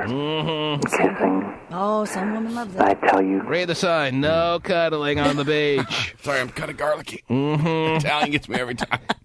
How beautiful you are. How much fun I'm having on our first date. Being able to tell you how much I look forward to being able to see you again. It's already got a second date in mind, Terry. That's good. Yeah. Just being able to tell you how beautiful you are and how nice it is to hold you. See, if you really like this, I really definitely give me a call. Definitely won't. I would treat you and care for you like the woman that you are. It says nothing, by the way. He does go on a little longer than I would have hoped. And treat you with so much of respect. Treat you like the woman that you are. Okay. What does that mean? Well, I mean, think of the picture that we sent, on there. We put up for her profile, and she's a very beautiful woman. And some men feel what if she says to him on the first day, well, actually, most of my life I've had absolutely no self-esteem like at this point in my life right now. Well, that's the way I'll treat you then. Perfect. That's the woman that you are. I'm prepared to treat you in that fashion. Well, that's kind of how I was hoping not to be treated. Well, no, I'm going to treat you like the woman that you are. I've already got on record saying that. If you really like this, definitely give me a call. I would treat you and care for you like the woman that you are and treat you with the utmost of respect. Dumbo! I hope to hear from you. Okay, then he finally cuts his losses and hangs up. But if he's making a fantasy, why would he end it with just cuddling? I mean, it's his fantasy. Make it go longer. Guy's a freak. Cuddling. Well, he doesn't want to scare her. Yeah, I know. I mean, that's why he doesn't do it. But, right. Oh, yeah? But it is too late, yes. I could take this tape to court and have this guy locked up just based on what he said. It's a threat to society. He's absolutely gone. Like to cuddle on the beach. Give him 10 years for being weird. How is he supposed to meet women, though? You Right. got to give him And some anyway, props for trying. The thing is, too, that anybody who goes online and sets up the profiles and stuff, I mean, that's what they get, and the only way, that's why I say they'll call back. All I'm trying to do here is clean out any messages I may not have played yet on the air, okay? We don't need to discuss this for a half hour, because in about a week or so, I'm going to put a new advertisement in a new undisclosed city promoting Valerie's arrival into your town. Here she comes. Where unbeknownst to you gentlemen out there, yes, gentlemen, using the word very loosely, she is with no ties to anyone, and it's a free-for-all to get her attention. And all the losers of the single world will come a-flocking, Terry. Yeah. That is the guarantee. Hey, Valerie, this is Omar. I think I just got your email. About to head off to work here, but I thought I'd call you back and leave you a message before I went. I don't know, first date, probably go out. Maybe you can bring some friends. I'll bring some of mine if you want. Oh, that's a little bit more casual. It's not so creepy. You can bring some of your friends, I'll bring some of mine. It's big. And then if you have hotter friends than you, I'll be going for them. No question. Vice versa. That's the world of networking. I think I've played this one before. Have you heard this one before? I think I played this one. We'll go out to bars, whatever, have a good time, get to know each other. I don't really know what will happen because I don't know you, so I'm not going to say a bunch of stuff and promise you stuff. But Well, that wasn't the last guy's problem, I'll tell you that right now. I did say I wouldn't sing you a song, but I decided against that. I have a song in mind here. I'm getting a good kick out of this, and hopefully you will too. Yeah, he's going to sing for her, Here, Terry. let me sing you the song, all right? You remember this, don't you? you? Give me a second to pull it up here. Oh, yeah. Whoa. All right, here goes nothing. Yeah, exactly. Turn around, every now and then I get a little bit lonely, never come around. Maybe I just played this part. Yeah. Turn around, every now and then I get a little bit tired of listening to the sound of my teeth. Turn around, every now and then I get a little bit nervous. That's the best of all the years. You don't miss being single, Terry? Turn around, no. every now and then I get a little bit terrified. I see the look in your eyes. Turn around. Bright eyes. Every now and then I fall apart. That's from old school. He's ripping him up. Yeah. All right. Yeah. Every now and then I fall apart. I think you lost track for a second. And I need you now tonight. That's right. I need you more than ever. That's what I got for you. All right. Oh, I'm calling him back quick. You're calling him over the other guy. You called him a lot. You called forget a lot faster. You're calling him, and you're leaving the other guy alone where he should be left before he leave him to torture animals and not people. I put you in a sleeping bag. Put bowling balls in there with it. You want to be thrown in a sleeping bag head first, Terry? Huh? Let's try anyway. And then beaten with paddles as you're being taken out to some undisclosed location? Oh. Every once in a while he pulls off to the side of the road to beat you with a paddle to tell you to keep it down? Gosh. You don't know how bad that could be, Terry. Poor guy probably doesn't even know he sounds creepy. I know. Really?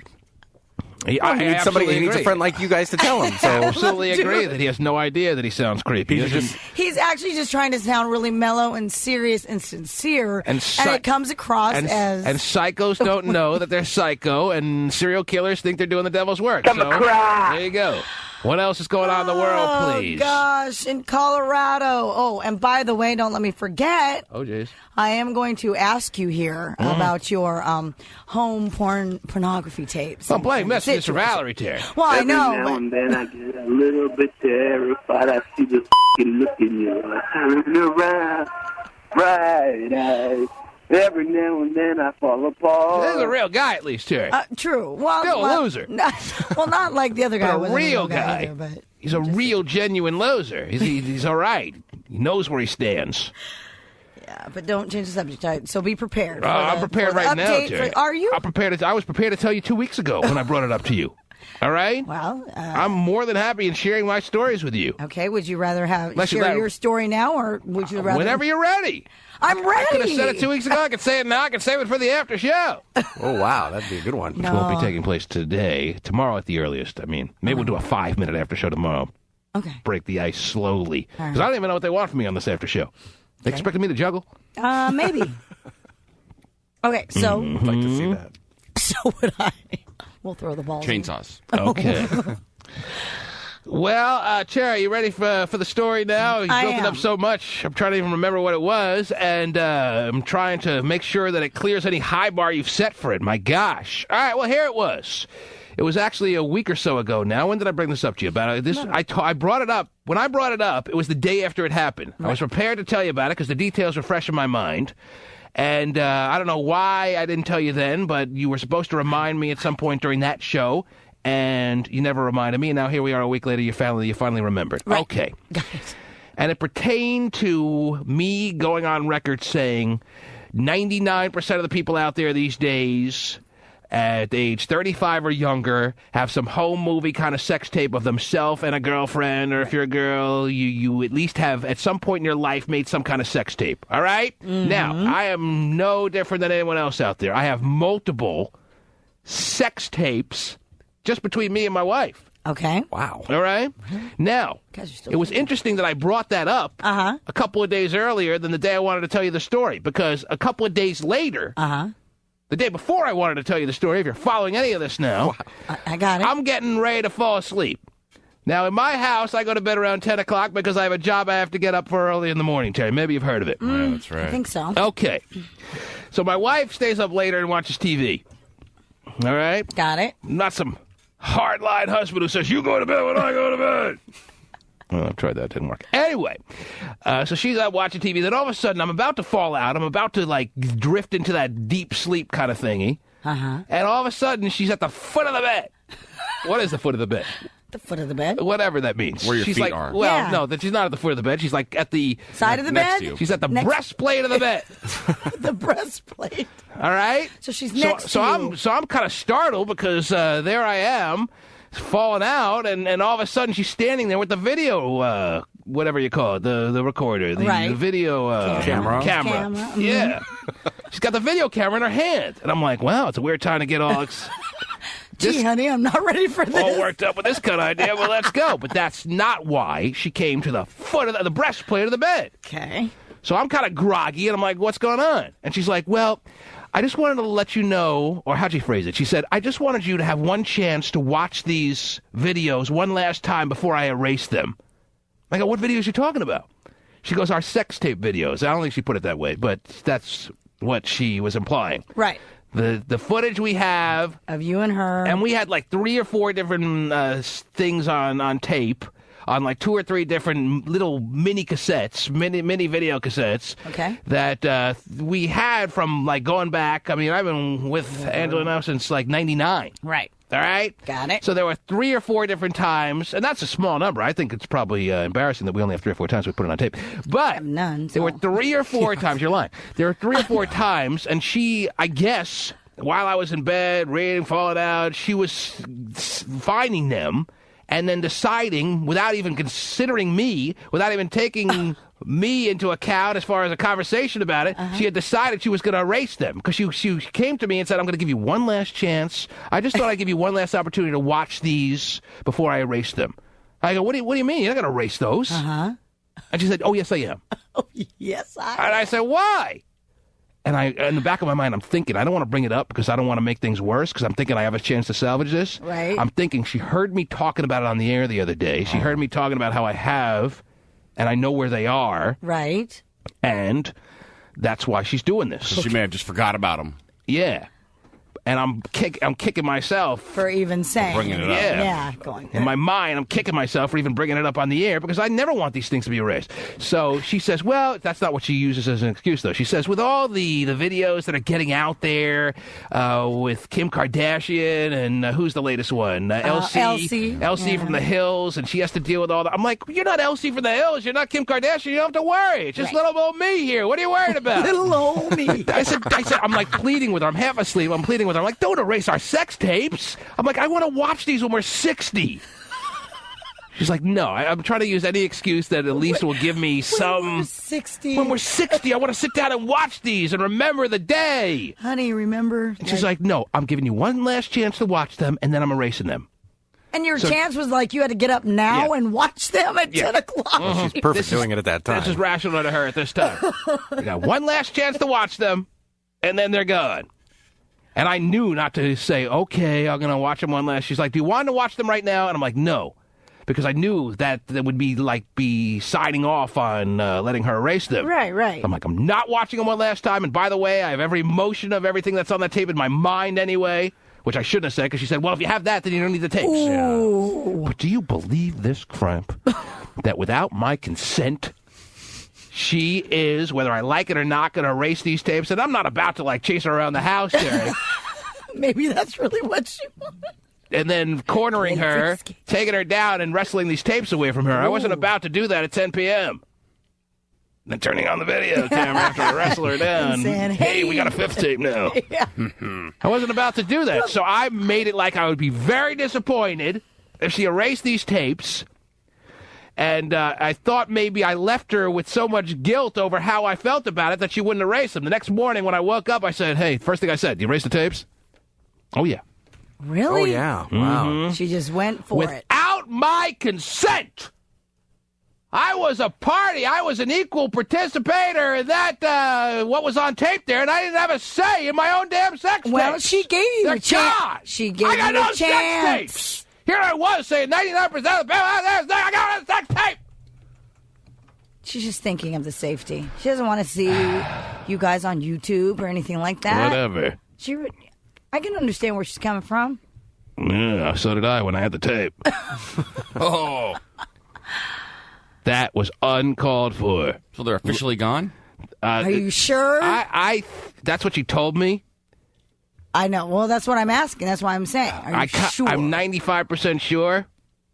I think there's 5% of me that thinks that maybe she wants me to think they're gone, so I never think about them again. Right. And then one day when we're 60, she'll put them on. She'll surprise you? That'd be nice. But Here's an anniversary gift. But I have to assume they're gone. Yeah. She said they're gone. She was pretty serious in the face when she looked at me, even though I was groggy, Terry, and said she was going to erase them. And I just don't like the fact that I'm living on a planet where I can have a sex tape made where I'm 50% of the action. Actually, more like 75. No, on that night, like most nights, it was probably more like 20%. And then all of a sudden, I don't even have a say in whether they're going to be erased or not. Is that right? Is that right for her to be able to do, yes, Terry? It is. But I have a question. No, it's not right. Well, you have the wrong answer. Well, but she did it, but it's not right. Okay, I have a question, but it's not like, okay, so there's those sex tapes she got rid of. But does that mean that did she also tell you we'll never ever do another sex tape again? Is that basically what she was saying as well? Yeah, pretty much. So, I think that pretty much goes without saying whether she said it or not. I don't think if she's going to erase them, why is she ever going to make one again? We're going to make sequels now. Mm-hmm. That'd be cool. That'd be a good trade-off. We could make new ones, but I don't see that happening. I was better back in the day probably anyway. No. You'd want the old ones to compare, you would think. I'm probably better now, actually. You guys really found somebody else. Whoa! Well, you have those tapes still, I guess right? That's what's got to have to happen, Terry. Yeah, little does she know, somewhere stashed away in the garage is me and an ex-girlfriend. Wow. Erase that Really? tape. Really? No, I'm just bluffing. I was going to say she's Yeah, better be. That would be good. I think there may She's be. out in the garage right now looking. That's pretty cool if there is. What if she came to you? My point here is, without getting sidetracked, all right? Yeah. With any tape that may or may not exist in the garage, is that we shouldn't be living on a planet where one person can decide to erase a sex tape and the other person is totally against it and it happens anyway. It should be a mutual. I even said to her, I said, let's just put it somewhere. She's like, I don't want the kids to ever come across it, I'm like, the kids are 2 and 2 months. Well, but that would be embarrassing. Yeah, when they're older. She's like, I watch them now as a mom, and I get she must have watched them before she came up at the breastplate of the bed, and she said, I get embarrassed of them now. I'm like, embarrassed? It's us in the throes of unbelievable, unbridled passion. Yeah. How can you be embarrassed? I said, I'm now remembering the if I would have told you this story the next day, I would have remembered all these details fresh in my mind, but it's all starting to come back to me now. I'm sitting there reasoning with her in my boxers, Terry, half asleep, saying, how could you say that you're embarrassed by it when the stuff on this tape is us in the greatest expression of love that could be possibly ever shown? Was one of your sons conceived in one of those tapes? Oh, no. Should have used that. Mm-hmm. But how do you compromise? Either they're deleted or they're not. Right. So there's no compromise, gray really. area there. I understand. That's why I'm saying if one person who's on that tape doesn't want the tape erased, well, then you should have some agreement to maybe put in some safety deposit box or something. Everyone's going to the bank with their sex tapes these days, right? Kim Kardashian's thinking she should have done that. Mm-hmm. She shouldn't have erased them. All right? Well, but I guess I should be angrier than I really am. Maybe it seems to you like I'm angry. I didn't make a big deal out of it. I'm maybe sounding angry. I didn't nearly stand up for myself. I'm a big puss. The fact that I allowed this, I was half asleep. Maybe if it was more daytime, I would have chased around the house and taken him away and then got in the car and dug a hole and stuck a flag in it. She was smart talking to you when she did. Yeah, that's why she did that. She knew. I don't think she's scared of me. I think that was coincidence. Oh. But she should be scarer of me than she is. You're getting pushed around in your own home? I'm getting pushed around in my own home. And when are you going to see Justin Timberlake? Mm-hmm. 3 weeks from never. Yeah, that's true. Hold that over her head. Yeah. That's a good way to get out of it. Oh, the question is, if two people in a loving fashion, Terry, made a sex tape and one person then ultimately wants to erase the sex tape, should that be allowed? When you consensually made a sex tape together, it wasn't like it did it without her knowledge. Those she doesn't know about. Right. She was a willing participant, as willing as I was, if not more, to make that sex tape, and they range from the year 2000 all the way up to 2005, 2006. Wow. And she was with me every step of the way. Now all of a sudden she decides on one given night she wants them erased, so that's it? No say in the matter? Does that make any sense? I'm just worrying about for the next guy. But mine is already done, apparently. Right. So you're looking out for Hot Shot and I got Steven. Who knows how long I'll live now? Go to the grave, Terry, without any sex tapes. Well, but at least you've said you'll probably be fine. Said it. First caller. It's Bob in Oakland. All right, Bob, we'll take you up on that. Mm-hmm. But I can understand where she's coming from, and I think about this. If it was a boyfriend girlfriend situation, whoever's got those tapes, usually the girl ends up with them. We're a married couple now, Terry. All right, I know, but still, I'm not going to release it to TMZ. All right. No, I understand that. So that's why she's probably thinking it's not that big of a deal because you are married, and so why need that? I didn't know I needed to make copies. I didn't know I needed to protect the goods, Terry. I never thought this day would ever come about. It hit me out of nowhere. It hit me when I was falling asleep. And now I'm going to have to live the rest of my life knowing that I have no sex tapes. So first call. I want any sex tapes. If you happen to stumble across one day, we'll put it on the after show. Come across. It's not fair. That's all I'm saying. Well, then you should have just sat up in bed, snatched him from her hands, Choose your words carefully, Terry. I'm keeping them. Mm-hmm. You should have been consulted at least. She did consult him. Not really. She kind of said what I wasn't she's doing. consulted, Terry. I was told. Well, that's her consulting you, though. That's not consulting. I understand. I got to take a break. Then when I come back, I want to go to the phones and find out if we should be living in a world where one person is able to erase a mutually made sex tape without the other's consent. And I feel ashamed. Yes, ladies and gentlemen, there are some times on this program where I will admit shame. I am ashamed. Not only did I let myself down, but in some sense, I feel like I let everyone down. I wussed out to some extent here, Terry. I know that. And I will accept shame where shame is due. I'd just be impressed my wife could figure out the video camera.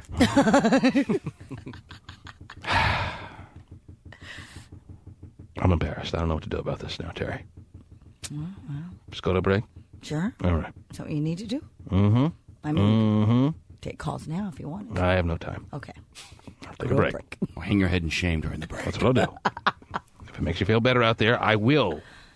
Because it's justified now. Hang my head in shame all through the break, so you'll know what I'm doing. The T-Man Show. All right. Yeah, we'll get it on tape.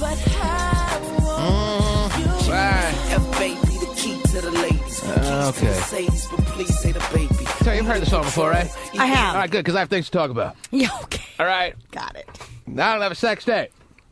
No, you don't. You hear me, Terry? I hear you, but it's not like you can't make some more. Terry, I think you're not hearing me. If she went through the process and made such a big deal out of it that she was erasing the tape, she's not about to make a new one, all right? I didn't even think to suggest that because I think it goes without saying. Okay. She's not replenishing the selection. Right. She's talking about how she's embarrassed of them now. I'm reasoning with her. How could you be embarrassed by such a expression of love, bigger than any that we could ever have on tape?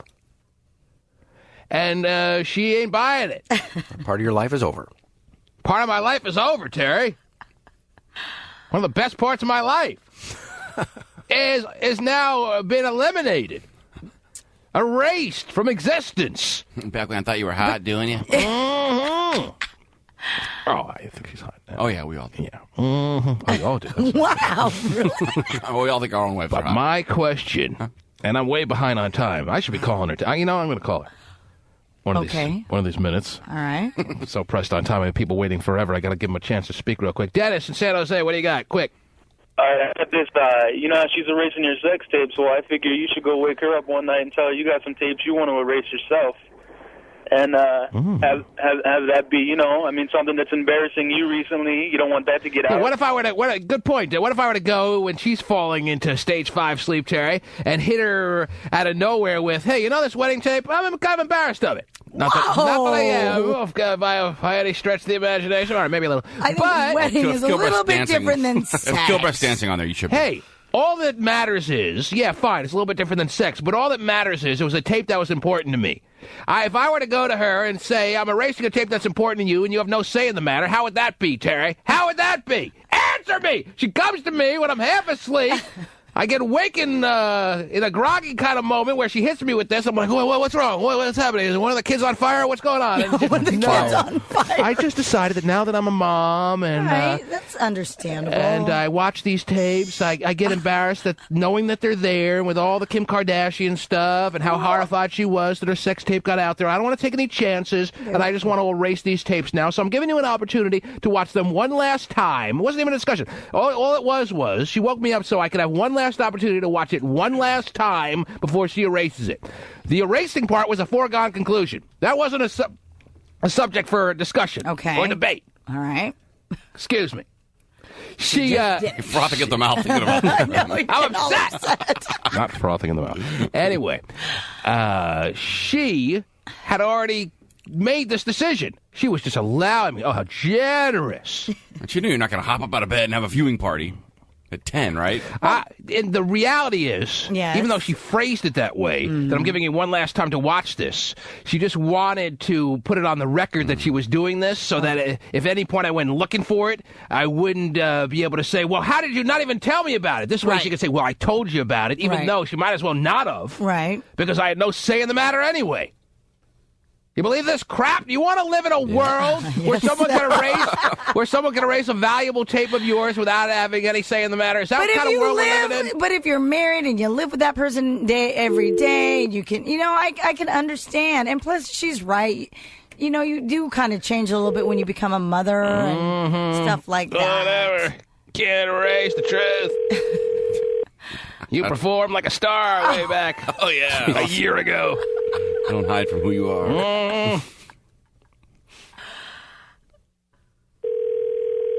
You're not answering. I mean, you guys aren't swinging from the rafters or anything. Whoa, don't sell me short. Hi, we can't come. Oh, jeez. Oh. So.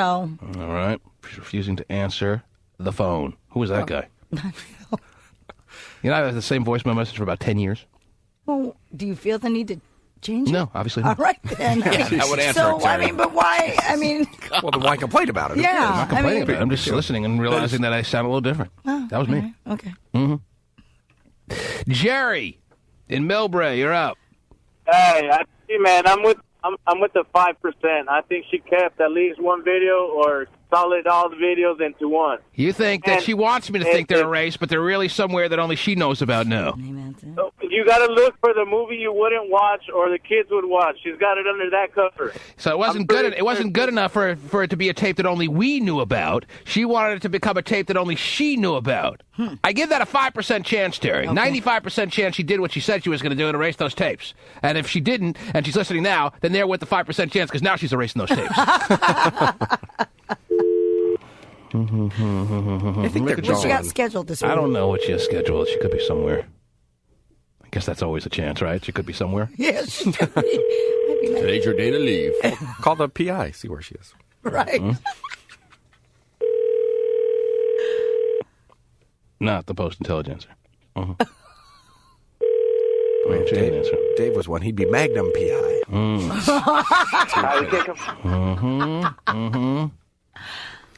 No cell phone. Wow.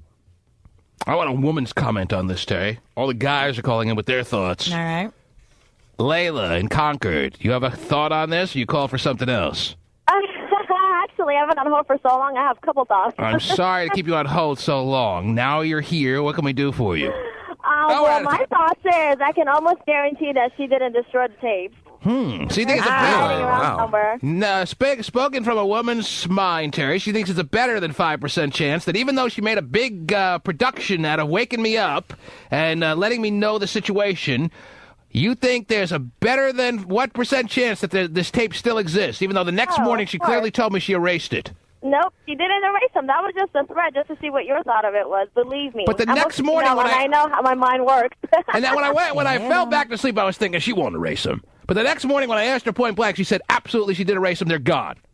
I highly doubt that she did. She probably erased one. Erased it? Well, did you? Had and got rid of it. She likes watching them more than I do, Terry. She has a bulk eraser at the house.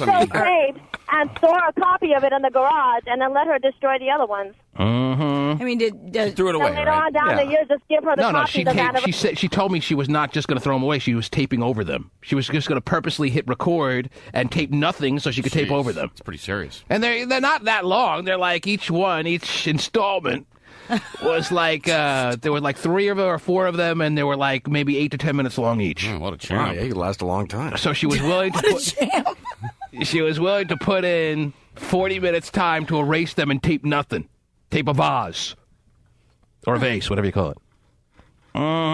That's it. So she just let the little recorder. That's right. But why even bring it up if you're going to just keep them? I mean, that doesn't make any sense. Well, but in this, maybe she wants me to think they're erased. Yeah. I want you to quit talking about it. Maybe. Move on from it. You know. All right. It's all my fault. It's my fault for bringing it up on the air. It's your fault, Terry, for having me on the show. Yeah, I agree with that. I got to take another break. All right. Then I want to hear from women. Tell me what the hell's going on with my sex tapes. They're not gone, T-Man. The T-Man Show. You have the key words there between me and you. Me and you, yes. It's a dual kind of idea. Got it. Me and you.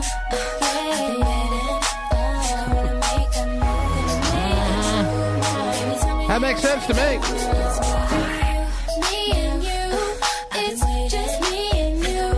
I'll tell you how I like it on this tape for eternity. You should play the song on her voicemail message. She was wiser than just throwing them in the garbage. She was willing to take the time to tape over them, Terry, so there's nothing I could do. You can't just throw them in the garbage, and the garbage man's going to look at it. No, she's very thorough. Yeah, that's smart. Don't leave anything to chance.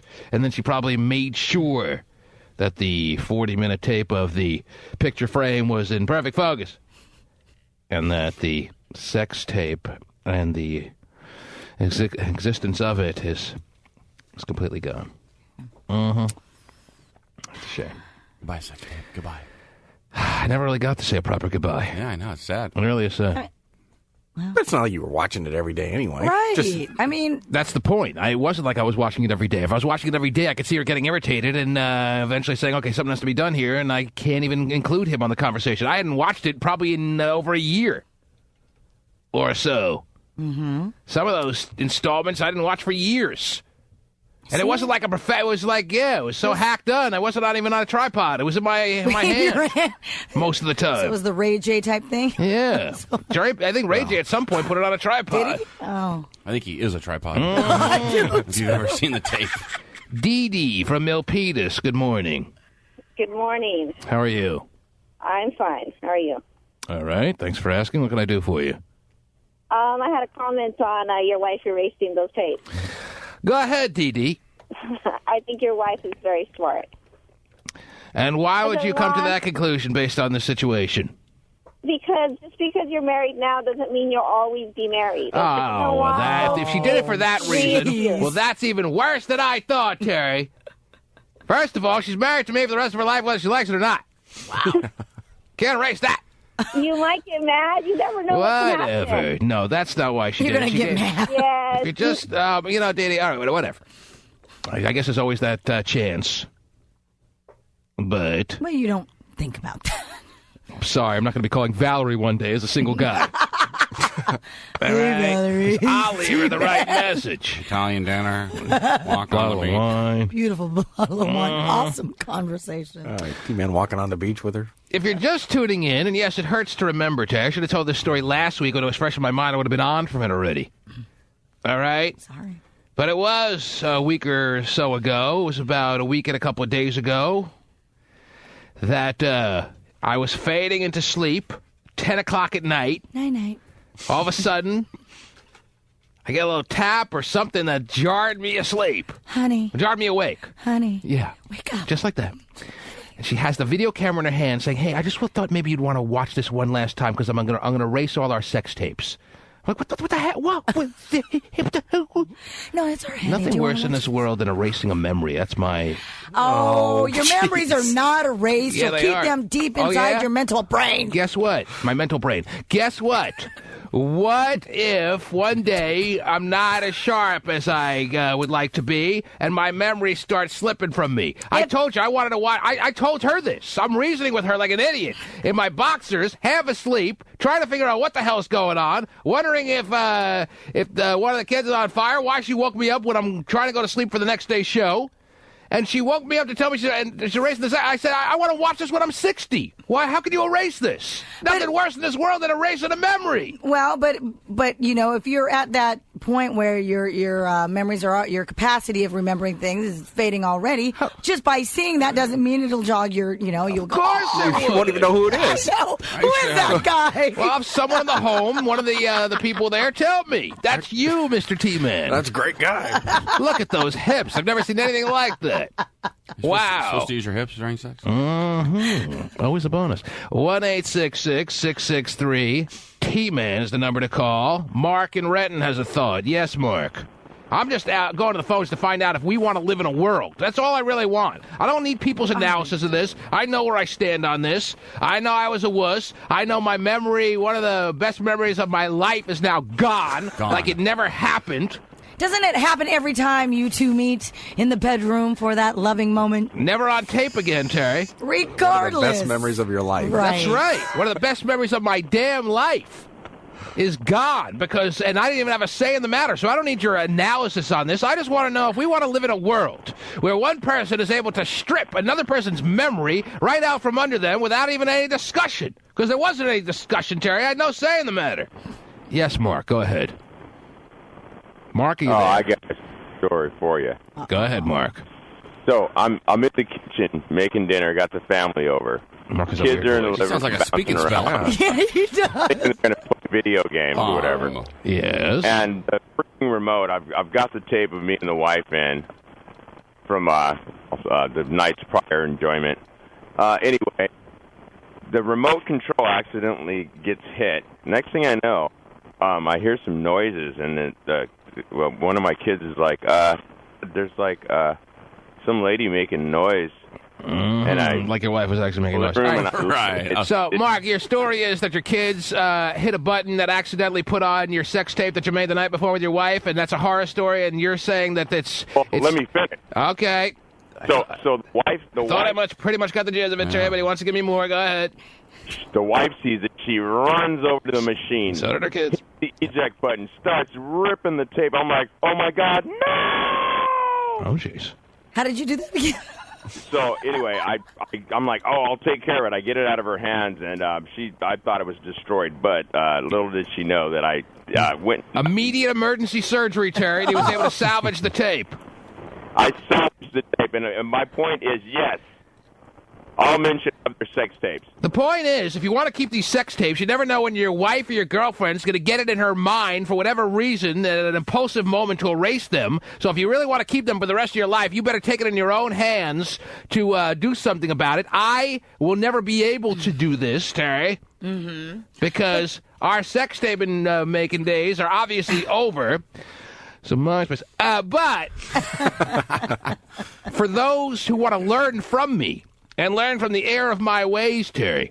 If you don't want to have to not be able to watch when you're 60 years old your sex tape, if you want to have that option, well, then you have to take matters into your own hands ahead of time to make sure there are either copies that are in some special place or make arrangements so that it can't possibly be erased. I didn't know I had to do this until last week, Terry. Now I know that this is what had to be done. It's too late now for me. Right. It's still late. It is.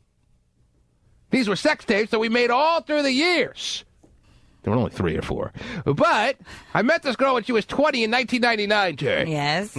I think we had one in, like, the year 2000, one in the year 2002. Like, every 2 years, we'd keep a status report tape. Yeah, but... State of the Union. And now they're gone. But and they'll never be back.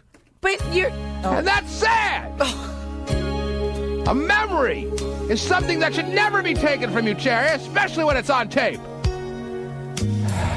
Never got to say goodbye. That really stings for me. Never got to say goodbye to them. Never was really involved in a discussion. She gave you the opportunity. They'll never be in my arms again. Oh, yes, it did. I remember it. Not really. I wish I could see it, Terry. But I can't. And I still can remember. I'm glad you can. How you touched me so tender. You told me you cared. I didn't really say that on tape, Terry. You're saying it to the tape, probably, right? We had a once in a lifetime. That's right. But I just couldn't see it. I can't see it. Until it was gone. Oh, it's gone. A second once in a lifetime. Oh, Terry. Maybe too much to ask. What happened to my sex tapes, Terry? They're gone. They're empty! If ever you're in my arms again, this time I mean! I'll love you much better. All right. If ever you're in my arms, I don't know if this song really applies to it. It's the closest thing I could find. I'll hold you forever. Not really. Kind of applies. Hold the tape forever. Don't let them go. I'm trying to figure out if I'm talking to the tapes or I'm talking to my... You're talking to the To the tape. tape. I'm talking to the tapes, yeah. Okay. The tapes are ever in my arms again, Terry. This time I'll love them much better. Oh, you will. I didn't appreciate them, apparently, enough to realize their value until they were gone. You don't know what you have until it's gone, Terry. I had sex tapes that I was thinking I would be able to watch for a lifetime. And then one day, beyond my control, they're gone! We had a once in a lifetime. You know we did. But I just didn't know it till my life fell apart. Not an understatement. Life fell apart. Once in a One of the greatest memories of my life taken from me by the woman I love. When anyway, you believe that? How's that work? Answer me! How's that work? She came up and said, honey. Yeah, I know literally how it works, Terry. I'm asking how are we living in a world where that can happen? But it does. I mean, you're not the only one. And yes, to answer your question, we are currently living in that world now where it just happens. Someday people will go to jail for that. Not that I want my wife to go to jail, Terry, because I kind of like her around. But someday people in a righteous world, in a more perfect world, people will go to jail for that kind of act, Terry. The best of romance was on that tape. I have no second chance. I mean, I wish there was a way I could get it. There's no way. I can't. There's nothing I can do. There's no recourse. Sex tape me!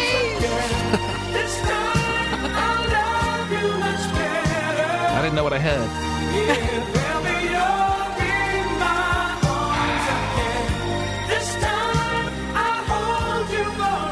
Oh, boy. This time we'll never end. Tiffany, Yes. you're on the air. What's the teenage sir? Yes, ma'am. Hey, I just wanted to call. You know, I listen to you guys almost every morning when I wake up for school. Where are you calling from? Where do you go to school? Keyword. I go to Fields College. All right. And what can I do for you? Well, I just wanted to tell you that I feel your pain. Yes. And Well, I don't think you really do. My boyfriend. I think that's nice of you to say, but I don't really think you do. I think people think this is like something I'm joking about, and it really hurts. Mm-hmm. And it really was a moment that like happened so fast that I never really knew what hit me. Right. Something I could never get back. Something that obviously my wife didn't take seriously enough. Something that I want to add more to this, Terry, and I'm running out of things. Something that I will never be able to recover from, to some extent. Are we just going to move on? The CD is just a loop. That's great. Yeah. So, Really? Tiffany, I don't know. Well, I think you'll be able to recover. I mean, you're a strong man, that's right? nice of you to say. I am a strong man, and I will recover on the grand scale. But there'll be some small part of me that is now dead forever. But thanks for asking. It's dead forever. Go ahead. What else is there to say there, Tiffany? Well, I'm pretty sure you can make some more videos. I mean, like, Well, you can but make some more. I think the whole point of her erasing the tapes was that she didn't want them to exist. So why would she go about making But that There's no doesn't more mean videos. that. I mean, what all of a sudden, maybe a year or two down the line, she says, "You know what?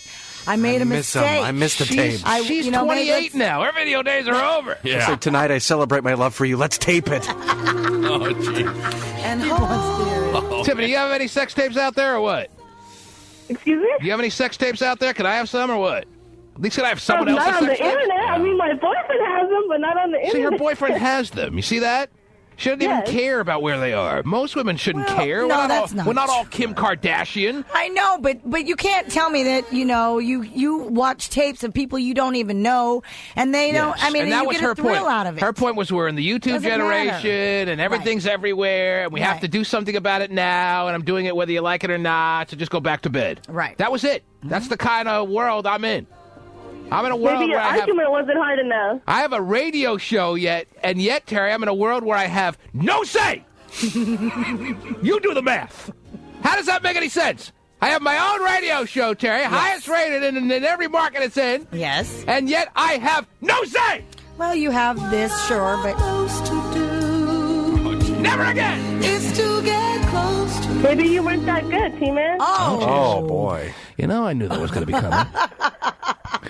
Would it be shocking for you to be informed that I was that good? Yeah. Oh. Well, maybe that's why she wanted to erase it. Maybe that's why she was embarrassed. Mm-hmm. Because I was so damn good, I was making her look horrible. Yeah, maybe she didn't want it to get out because then really all these women would come knocking at your door. Oh, I'll be knocking anyway, Terry. saying, "Hey, I want that man of yours." That's a good theory.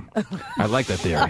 Keep going with that, Terry. Don't stop. And they said, Yeah. "I don't care. Get out of my way. Give him to me. Give him to me." No, it's pretty much like every guy out there. Mediocre, a little bit above, a little bit below. I don't know. It has nothing to do with your performance. No, I don't think so. She was doing most of the performing. Well, it I was just pretty it much laying does back. have to. I would like turn the camera on me, like going, "Yeah, buddy." Jeez, yeah, buddy. Mm-hmm. And we'll never get to see it. No. I was about to show it to you this week, too, by the way. I bet you weren't. Mm-hmm. Tiffany, thank you very much for the phone call. Enjoy your day at school. Oh, I'm on the way to work, actually. Are you going to work all right. today? Yes. You got school and work. Yes, Man, of people course. people really work hard out there. Yeah, they do. Oh, yeah. Yeah, I should more focus on things that I have as opposed to things I don't have, Terry. Right. Well, I got a simple little job here. Where do they find the time? Mm-hmm. Oh, jeez. Work and school? Man, stop busting your ass. It's not going to get you anywhere. People Bryson's wife would have never done that to him. Anna, you're on the air. Can't wait to hear what song comes on next. Yes, Anna. Yeah, keep it rolling. Well, I just wanted to say that he was saying to Tiffany, she's going to regret that later on down the road. I'm a mom, and I have sex tapes with my husband. Yes. And with your husband. It's the most loving I know thing. that one day, we're going to be old, and I still look damn good, but one day we're going to be old, and I'm going to want to watch myself in the height of my years. Exactly. So I think one day she's going to regret that. I agree. Instead of erasing them, she should have them bronze, put on the mantle, Terry. Exactly. You just Have put a them big where the showing. kids aren't going to find them.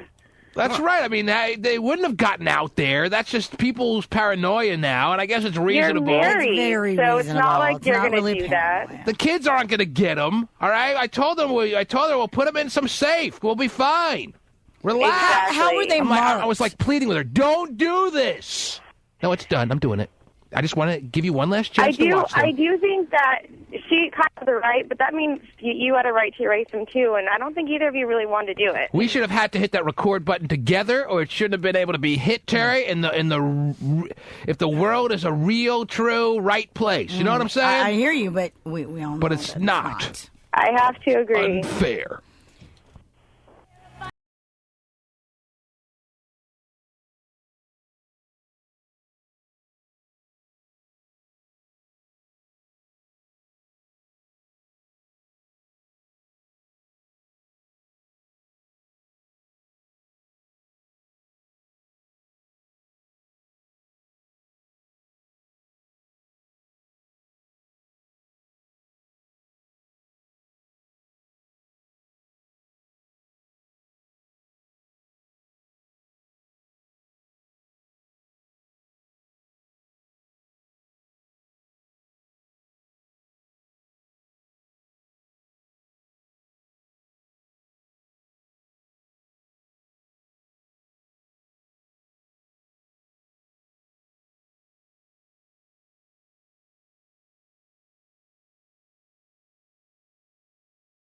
But again, too, I mean, obviously being married and Don't take having, her side, Terry.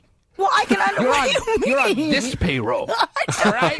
But I can understand where T-Man, she's you're coming. right. It's horrible that she did That's that right. to you. Dang it. No, but seriously, I can understand. And plus, I'd rather be too, on Angel's being payroll. married, you do, I mean, it's not like you guys are, screaming at the top of your lungs like you used to when the house was empty now that you have children. That's exactly the But point. the So thing at least is, I should be able to relive the day. Tony and Redmond, go.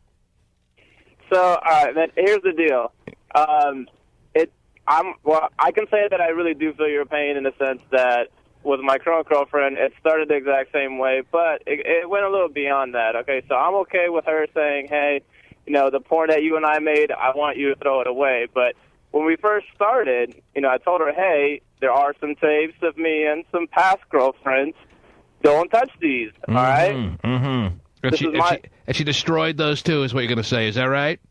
Well, it sucks, man. I show up from work one day, and there's a mountain high of tape on the floor of my stuff. Terry, Tony has a point. Not only must it sting when the woman in your life erases your tapes that you have together, right? But what right does she have? After Tony had actually put down the framework of don't touch these tapes, they're not your property. Right. His girlfriend goes and erases his tapes with ex-girlfriends? Right. Well, see, that I can definitely see why he's super upset. But maybe first if of all, he was shouldn't have said married, anything. maybe if he was married to her, there's some case. But he's not even married to this girl. She's a we're girl. not, She's I'm a not married girlfriend. to her. And she I just. mean- Well, how are you still together with this woman? Okay, we've been together for 2 years. Okay, that's not the question. How are you still together with a girl that didn't have consideration after you had already pre-warned her and went erasing your sex tapes with former girlfriends? In all honesty, no, I have moved on. We're no longer together, but we were together for 2 years. That's fine. That's fine. That's all I need to know. You broke up with her and her ridiculous ass. Good. Right. Thank you, Tony. Okay. Thank you so much. Take care. Wait till Steven's wife finds a tape of him and Campbell, Terry. Wow. Every now and then I get a little bit terrified. I see the look in your eyes. I don't remember Bonnie Thomas. Right. What came up after? Every Oh, now it's still and going? then I fall apart. 6 minutes, Yeah, every now and then I fall apart. And I need you now and I Whoa. need you more than ever.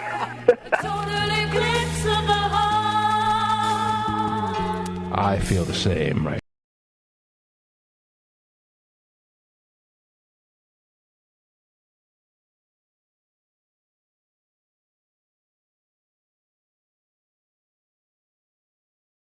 Francis.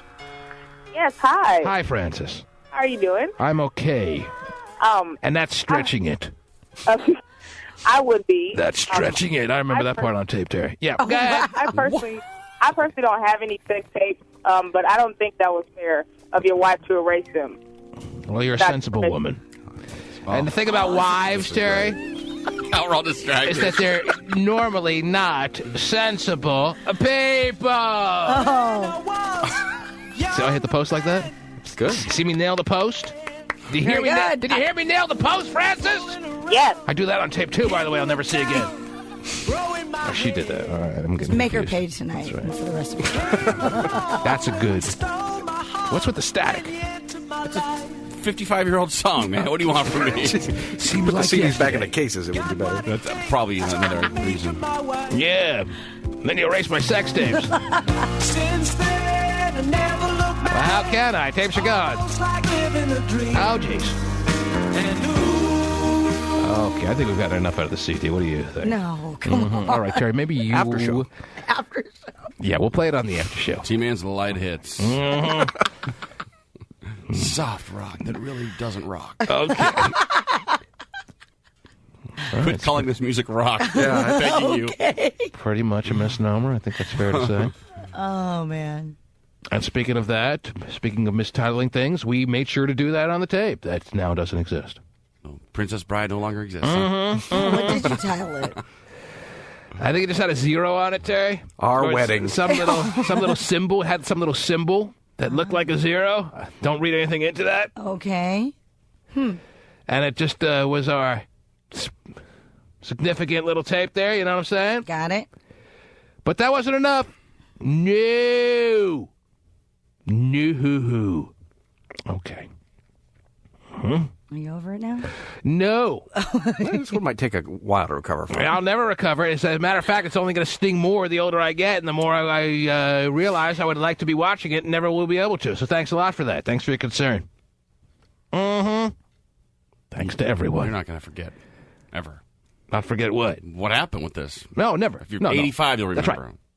That'll be your last argument. Terry, we'll be talking about this on our radio show when I'm 85, and that'll make you what? You're you'll be 44. It's the oldest person in the history of America. Yeah, you'll be 90-something.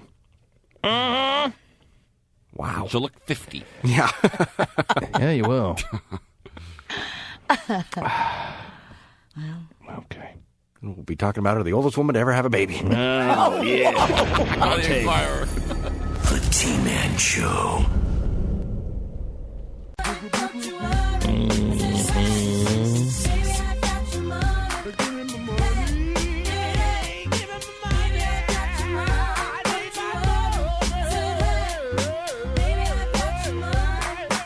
They're shooting a commercial in the lobby or something. See that? Really? Yeah, I was walking around down there, and some guy came up to me and said, "Yeah, I'm an extra for the commercial." I said, "Well, whoop-de-doo.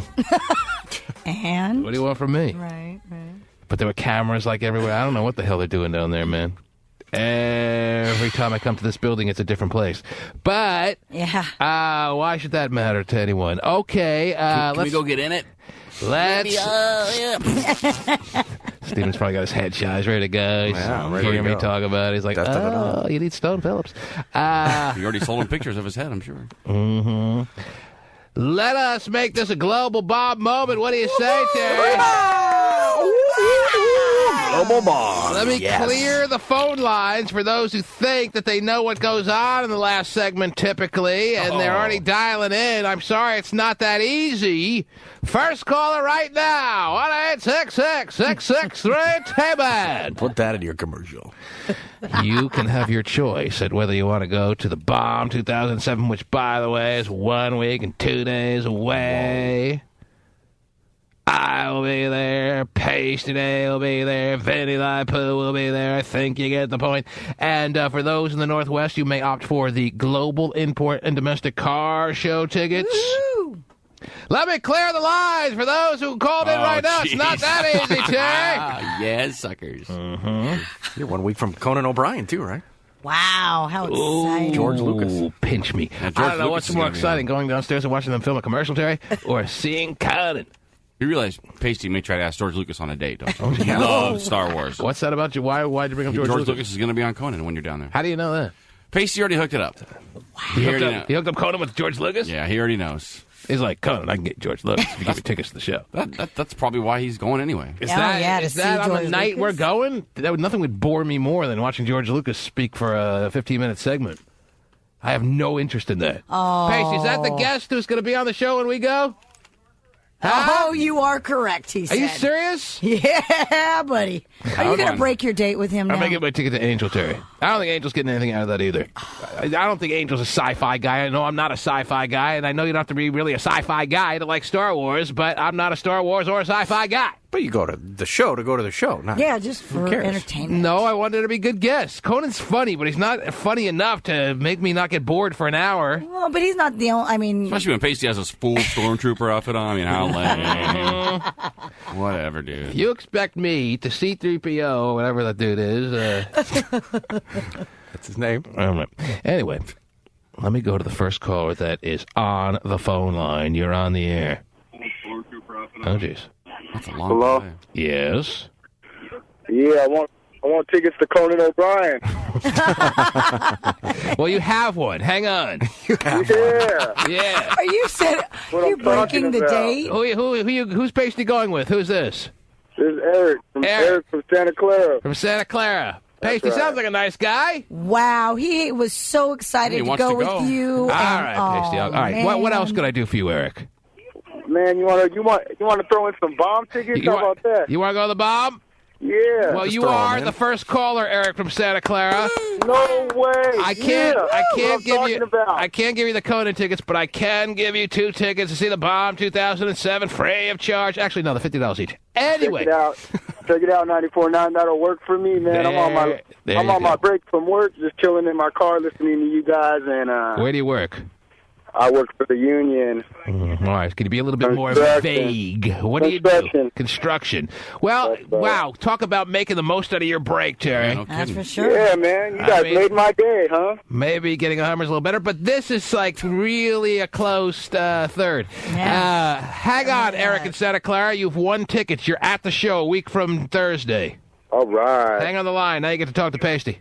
Oh, yeah, dude, we were this close to being side by side. And, of course, now that Eric, being the first caller, calling from Santa Clara, who took the bomb tickets, is out of the way, now we can focus on those in the Northwest to try to win global import and domestic car show tickets.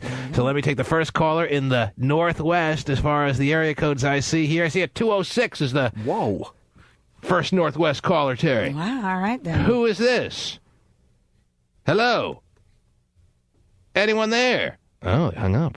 Either that or they had it ring so many times that just when I punched up their line, it disconnected. Never do that. Either way, it seems like it wasn't in the cards. Oh, geez. If you get a ring, stick with it. That's the next caller I see as far as caller ID that looks Northwestish is 425. Yeah, Northwestish. You're on the air. Hello. Yes.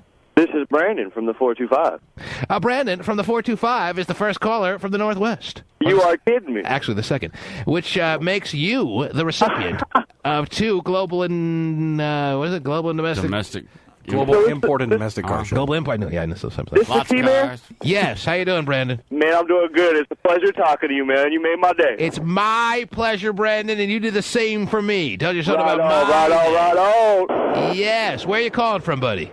I'm up here in Everett. Everett. Try and call you every day. Listen to you for sure every day. So wow. I'm psyched. Well, he's a nice, true fan then, Terry. He's psyched. Right on. He's psyched. And now, talk about psyched, he gets to talk to Pasty David Arthur III. Dude, you don't understand what that's going to be like. Do you understand what's in store for you there, dude? No, I'm sitting here trembling, man, to tell you the truth. Well, that makes 2 of us. So hang on the line, and Pasty David Arthur III is going to pick up and give you details on how you get your tickets. Well done. Right on, man. Thank you much. I love you. Well done. Well done. But he wouldn't erase our sex tape. Oh, yeah, he's really into you. No, he's probably not gonna. And there it is. Winner in Everett, winner in Santa Clara. Seems fair to me, huh, Terry? Yep. Okay. Let's go get in that commercial real quick. All right. Where's the beef? Psyched about Got your gorilla suit? Let's do this. The T-Man Show.